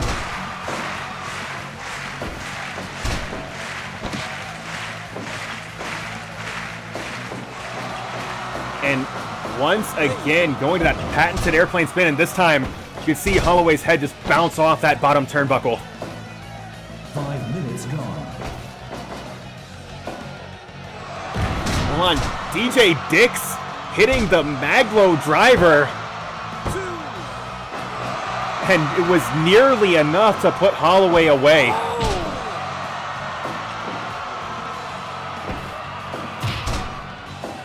Holloway just unable to get anything started.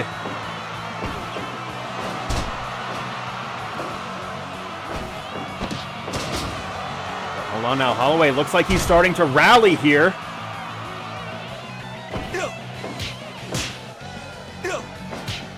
Both competitors now just starting to just slug it out in the center of the ring, and it looks like DJ Dix coming out on top in this exchange. And Holloway is floundering in this contest thus far. On cover again, 1, but a cover seemingly out of desperation, trying to stop the bleeding that is this wrestling match.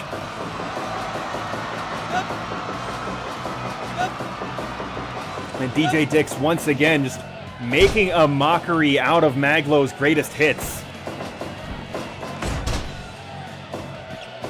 Big spinning back elbow. Hold on, tombstone pile driver. But DJ Dix to his feet immediately.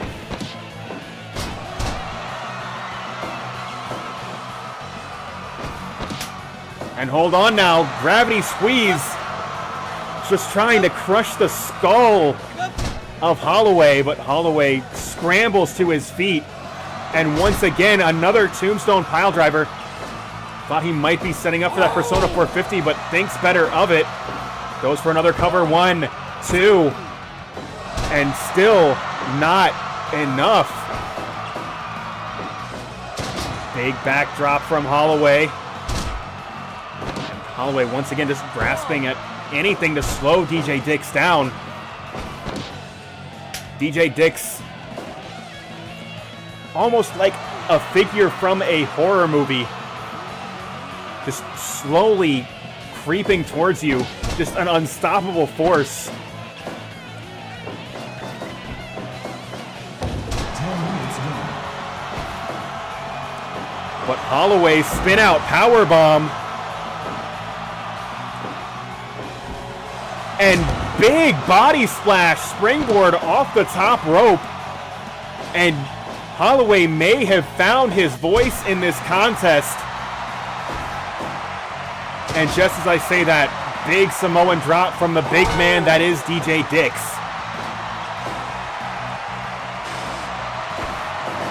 Holloway sidestepping that poison mist.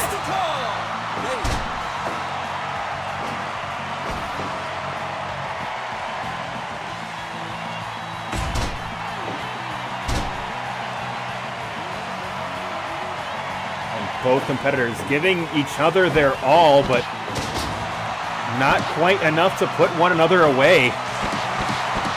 Holloway possibly looking for that Persona 450, but no. DJ Dix going high risk here, and front flip kick to the back of the head. 6, Oh my God! 9, 10, 11, It was nearly 18 feet off that top rope. 13, Harada's count at 14 before both men back in the ring. And Holloway does the deal, but DJ Dix able to kick out of the Falcon Arrow. That is how tough this man is.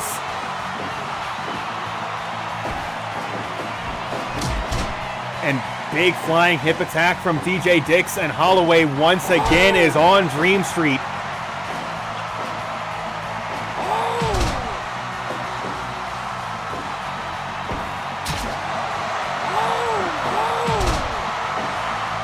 DJ Dix just pounding away at Holloway here. But Holloway back switch, back drop right onto the back of his head. And Holloway signaling for the Persona 450. And it connects. Cover 1, 2, 3, count, fall.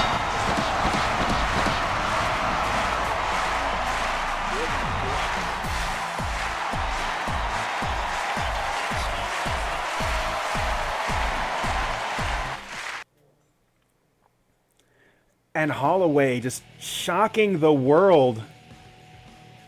Shutting down the monster that is DJ Dix.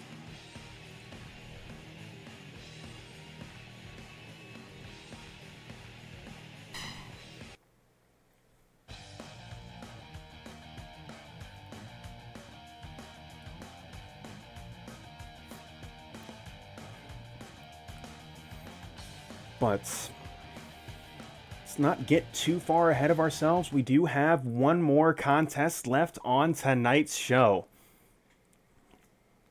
We'll have to get into exactly what the fallout of that contest between Holloway and DJ Dix really was. But before we do that, we have got Terrell Benjamin, the Blake's House heavyweight champion. We have got Drew Serpa, the winner of the Mag.Lo Battle Royal last week. We have got Armor King, competitor that has had some beef with Frank Vista before, as Vista seemingly having some sort of vendetta against him, eliminating himself to take Armor King out of a prior Mag.Lo Battle Royal.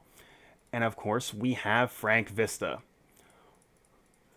in tonight's tag team contest.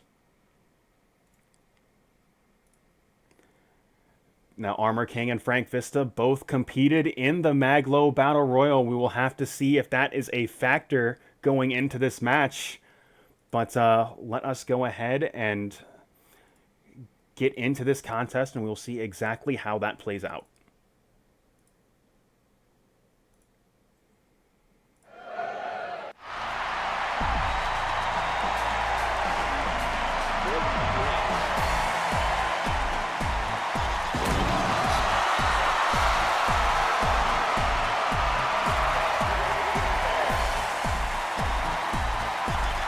Armor King and Terrell, both power wrestlers.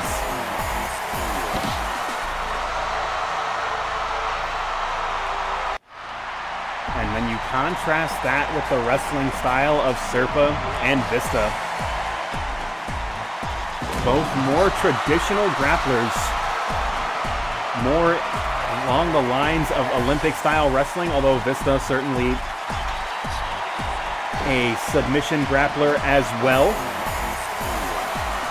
A lot more groundwork from these two competitors, where Armor King and Terrell interested in slamming their opponents to the mat. And Drew going for that double leg takedown, doesn't find its mark, but is able to get a slam, goes for a cover early. And there are those instincts from his career as an Olympic-style wrestler working for him here. But Terrell not helpless here. Hold on, these two competitors battling it out, and forearm smashes to the back of the head. And Terrell going to bring Armor King into this match. Terrell blocking that double leg, but Drew using his superior grappling ability to create an advantage for himself. And this time Armor King blocking the double leg and goes for that big DDT. And Drew now tagging in Frank Vista. Now, whereas Terrell and Armor King have a history of working together, Drew and Vista in somewhat uncharted waters here.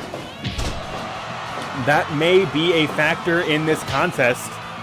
We will have to see as this match plays out. Big double axe handle from Armor King. And chokehold applied by Armor King. Vista able to break the hold. And Armor King now going back to his own corner. Terrell Benjamin back in this match.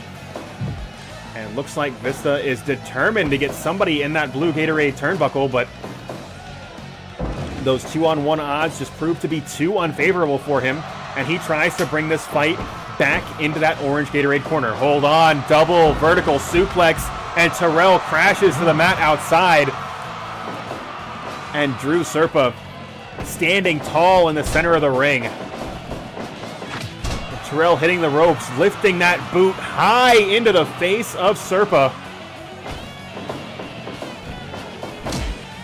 A slight miscue from the team of Terrell and Armor King. And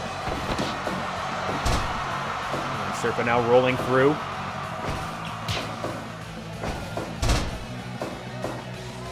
You see Drew Serpa's game plan, just looking to out-wrestle this team, and has proven to be quite effective at doing so.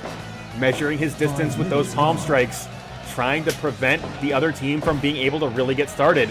Hold on now, STO and sweep from the team of Serpa and Vista. And that is going to send Armor King back to his own corner. And Terrell making the save for his teammate. Hard shots to the masthead, and hold on, burning hammer just crushing Frank Vista's head right up against that Whale Boys logo.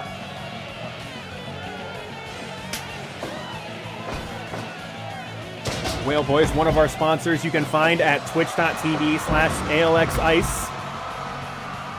And now it is Terrell standing tall in the center of the ring as he calls for Drew to meet him in the ring. Hold on, roll up cover, but not even a 1 count.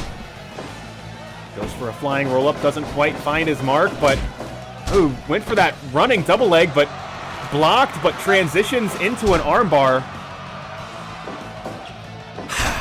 And Terrell responding back with that figure 4 leg lock, and Drew able to escape the hold rather quickly. Big backdrop from Serpa, and Terrell is in trouble. Now, I've mentioned time and time again on tonight's program, Terrell is the Blake's House Wrestling Heavyweight Champion. If either Frank Vista or Drew Serpa were able to get a pinfall victory over the champion, that absolutely shoots them to the top of names that would be #1 contender for that title. Alpizar certainly on a winning streak, seeking out that title on his own. However, he would certainly have to contend against either of these men were they to pick up a pinfall on the champion. Oh my god, devastating rolling lariat from Armor King. And now Stretch Muffler using Vista's own body weight against him, and Drew has had enough. Double leg takedown, but pushed off by Armor King, but creates an opening for Vista. Cover one. No, only a 1 count. Looks like their time in the Mag.Lo Battle Royal has not slowed either of these competitors down, but this time double vertical suplex in the blue Gatorade corner will send Vista to the outside, and the tables have turned. Big suplex, no. Chaos Theory, no. Double underhook suplex as well, while Drew delivers kicks to the crown, and the torture rack applied to Frank Vista. It is absolute madness in the ring and outside of it as Terrell plants Vista in the center of the ring. Back switch, suplex once, twice, and 3 times with a bridge. 1, 2, and Drew once again making the save. Drew, of course, getting his chops on tag team wrestling, working with Antonio. Definitely experienced in this avenue. And making sure his teammate, Frank Vista, able to stay fresh in this contest. Doesn't need to expend the energy to pick that shoulder up. If Drew can come in and break that pin attempt up, that is one less thing that Vista is going to have to worry about. Hold on now. Tombstone pile driver from Armor King, and now Armor King in control. Roaring lariat. And Drew out on his feet as Armor King brings this fight into the blue Gatorade corner. And shining kick to the side of the head. And burning hammer once again. And Armor King in total control, but Drew attempting to gain some offensive momentum here. Slams, goes for the cover, and gets a count of 2. That's going to create an opening for Drew to get to his own corner. Armor King will do so as well. But these two men are not done with one another as a Steiner screwdriver just absolutely flattens Drew, while Frank Vista has his way with Terrell Benjamin. Double leg takedown, but Terrell pushing off, making sure that he stays alive in this contest.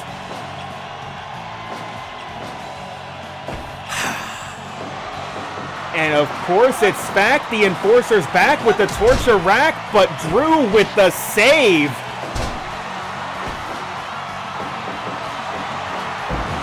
And leaping brainbuster from Terrell, and that's going to send him back to his own corner.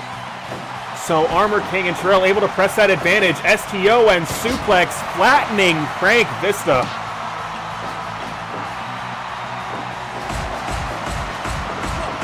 And repeated punches to the head. But Drew once again making the save here.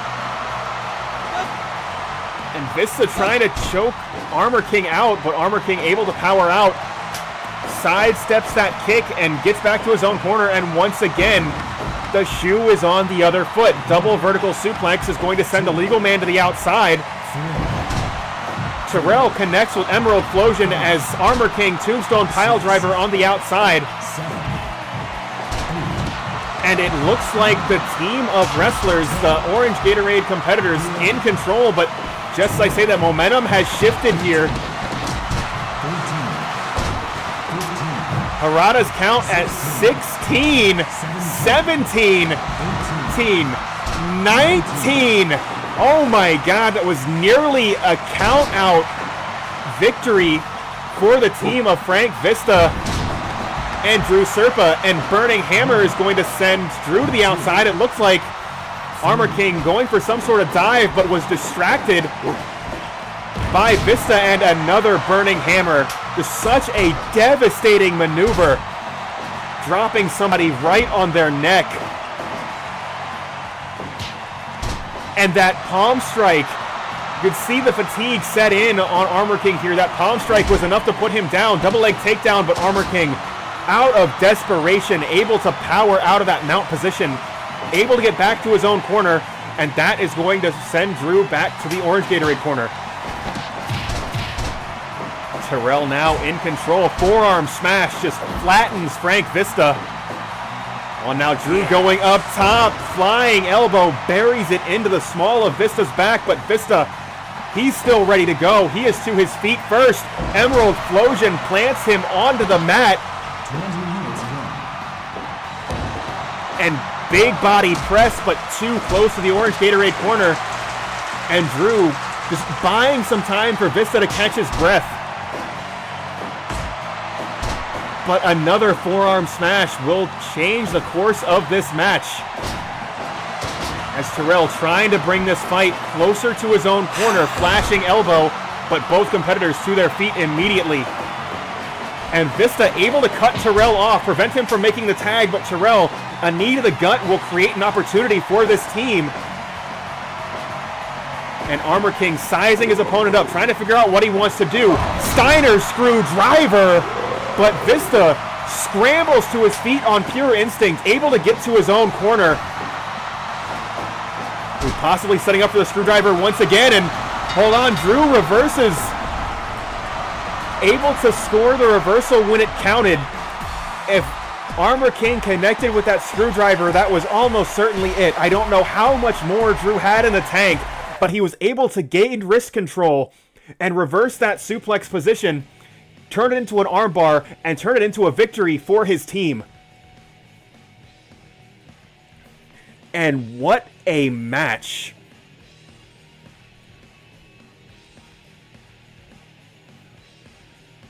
Serpa and Vista not quite able to get a pinfall or submission victory over the champion, but did pick up a decisive win in tonight's main event. Drew Serpa and Frank Vista, two competitors to watch out for moving forward.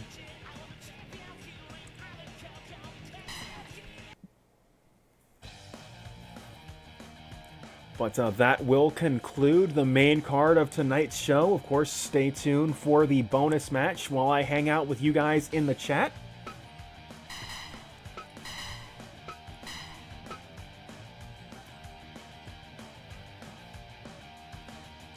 Let's see, Jim Jack was literally on tonight's show.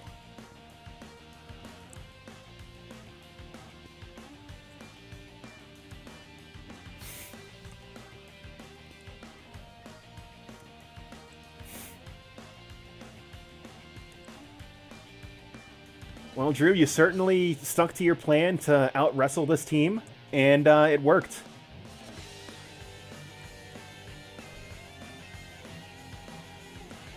But I see 7 names we need to pare down to 2. So if you guys have some suggestions on what the bonus match should look like while I hang out with you guys.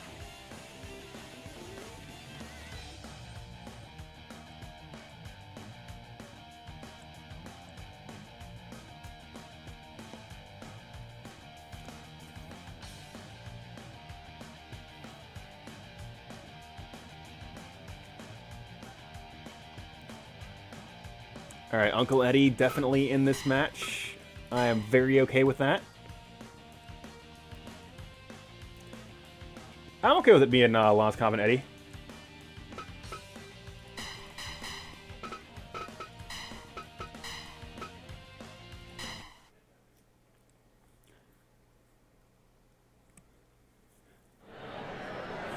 But yeah, overall, rock solid show tonight. To peel back the curtain a little bit, and definitely a missed opportunity with the Holloway versus DJ Dix match. So the blue versions of Holloway, Blake, and Jamel are like buffed versions of those characters. They're basically EX characters. Because like they are kind of like supposed to be like a dominant faction. However, like the matches don't always play out that way. If I was a little bit smarter, I probably would have set Zero to interfere in that match on DJ Dix's behalf, because Holloway has, or like Zero and DJ Dix, or Zero and Holloway have kind of been feuding on and off basically since this show began. And then it would have created a situation where it would have been less likely for Holloway to pick up the victory, because that kind of hurts DJ Dix's momentum as well, as being like a monster character.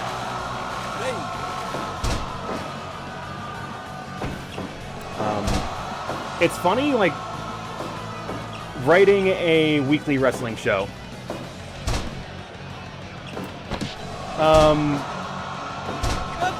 I mean, blue Gatorade is superior to orange Gatorade, but to my knowledge, that was coincidental. You'll have to ask Holloway, because he had the, like, creative direction on the, like, costume choices.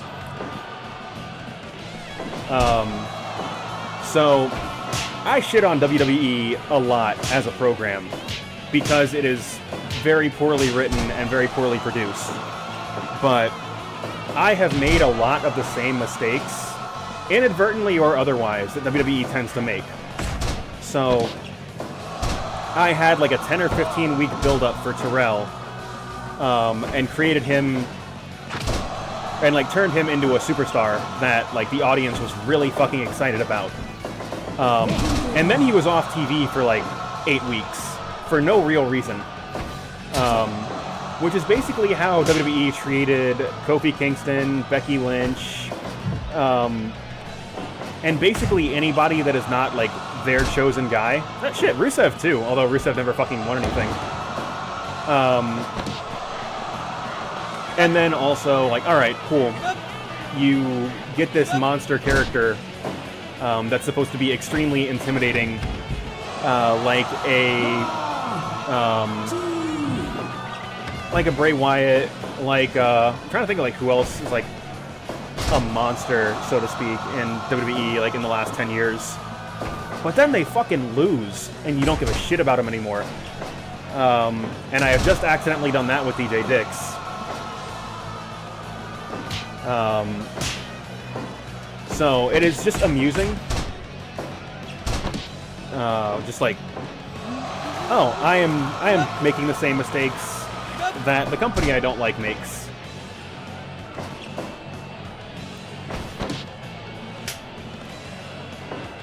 You gotta love Uncle Eddie with the classic.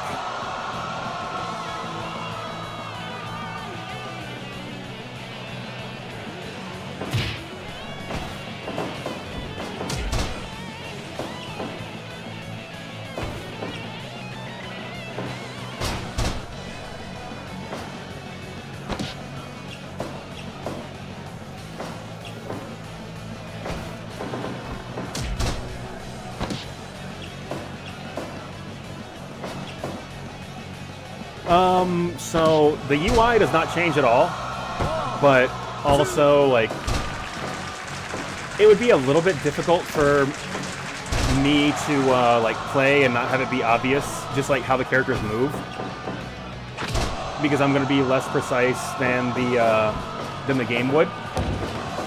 That being said, there are some mods to where like you can disable a character from being able to be pinned or submitted in a match.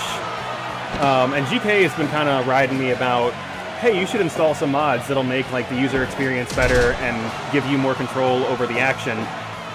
And I've kind of been like hesitant to do that because like I don't want the game to get patched and then it to break all my shit. However, March is like officially the last update that the game is going to be getting. So like at that point, the game will be totally stable. We're not going to get anything official from the devs. And then at that point, hey, I can install these mod packs and not worry about the devs breaking something later. Which is kind of the compromise that he and I kind of agreed to.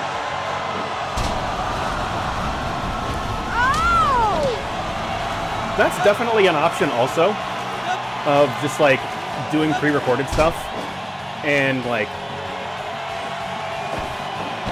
that would definitely like it would solve a lot of problems, particularly if like something fucking weird happens and like it totally breaks shit, or like another big example, like interference basically doesn't happen in this game in singles matches. The highest rate you can set interference to is 20%, which is just laughably low. So, like, if we want to have interference to kick off an angle, like, the best way to do that would just be to run the match over and over until it happens. But that is a kind of production, like, that exceeds what I'm willing to put into this. However, I've got, I do have a couple ideas that might make running pre-recorded matches a necessity. Some ideas that I'm not going to say out loud yet, because I think they'd be kind of fun surprises. But,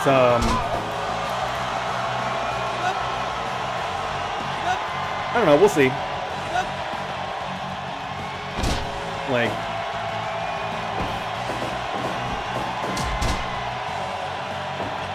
I mean, that's kind of like what the bonus match is for, is like me hanging out with you guys and like talking about the stream and life in general and whatever the hell you guys want to chat about.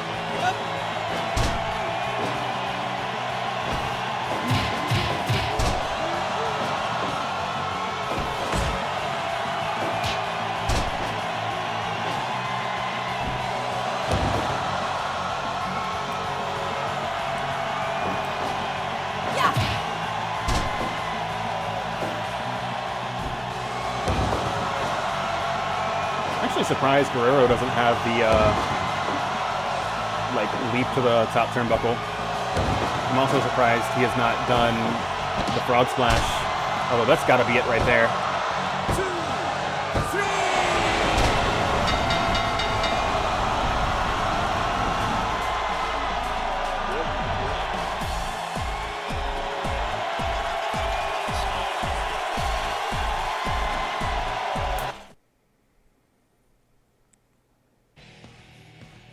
I mean, it is Eddie Guerrero, one of the greatest wrestlers that ever lived, so, I mean, what are you going to do, right? Let's see. Let me see, one, if anybody is streaming right now, if I want to give you guys something to watch. Let's see. It looks like the Rainbow Six Finals may or may not be over. So I'm either gonna go to that or go hang out in Lexi's stream. We'll see. But I guess before I totally sign off here, same deal. If you are tuning into this from YouTube or watching the VOD and you are interested in watching more episodic professional wrestling content done in Fire Pro Wrestling World, you can catch that every Sunday night at 7:30 p.m. Eastern Time at twitch.tv/MondyCindy. Additionally, at 8 p.m. Eastern Time on Wednesdays, you've got the weekly NHL 20 and maybe a podcast exhibition between myself and Eric Alpizar. Also at twitch.tv/MondyCindy. We've been having a good time playing hockey there. I have decided Twitch does not get to watch me play Disco Elysium because I don't trust... I mean, I trust you guys specifically, but I do not trust randoms coming into my chat and spoiling plot points of the game. So I'm going to do that. I'm going to do that first run blind, and then maybe I'll do some stuff with that game later. But I believe that is going to do it for my show tonight. As always, I appreciate you guys tuning in. I hope to see you next week, and hope to see you on Wednesday night. So, talk to you guys later.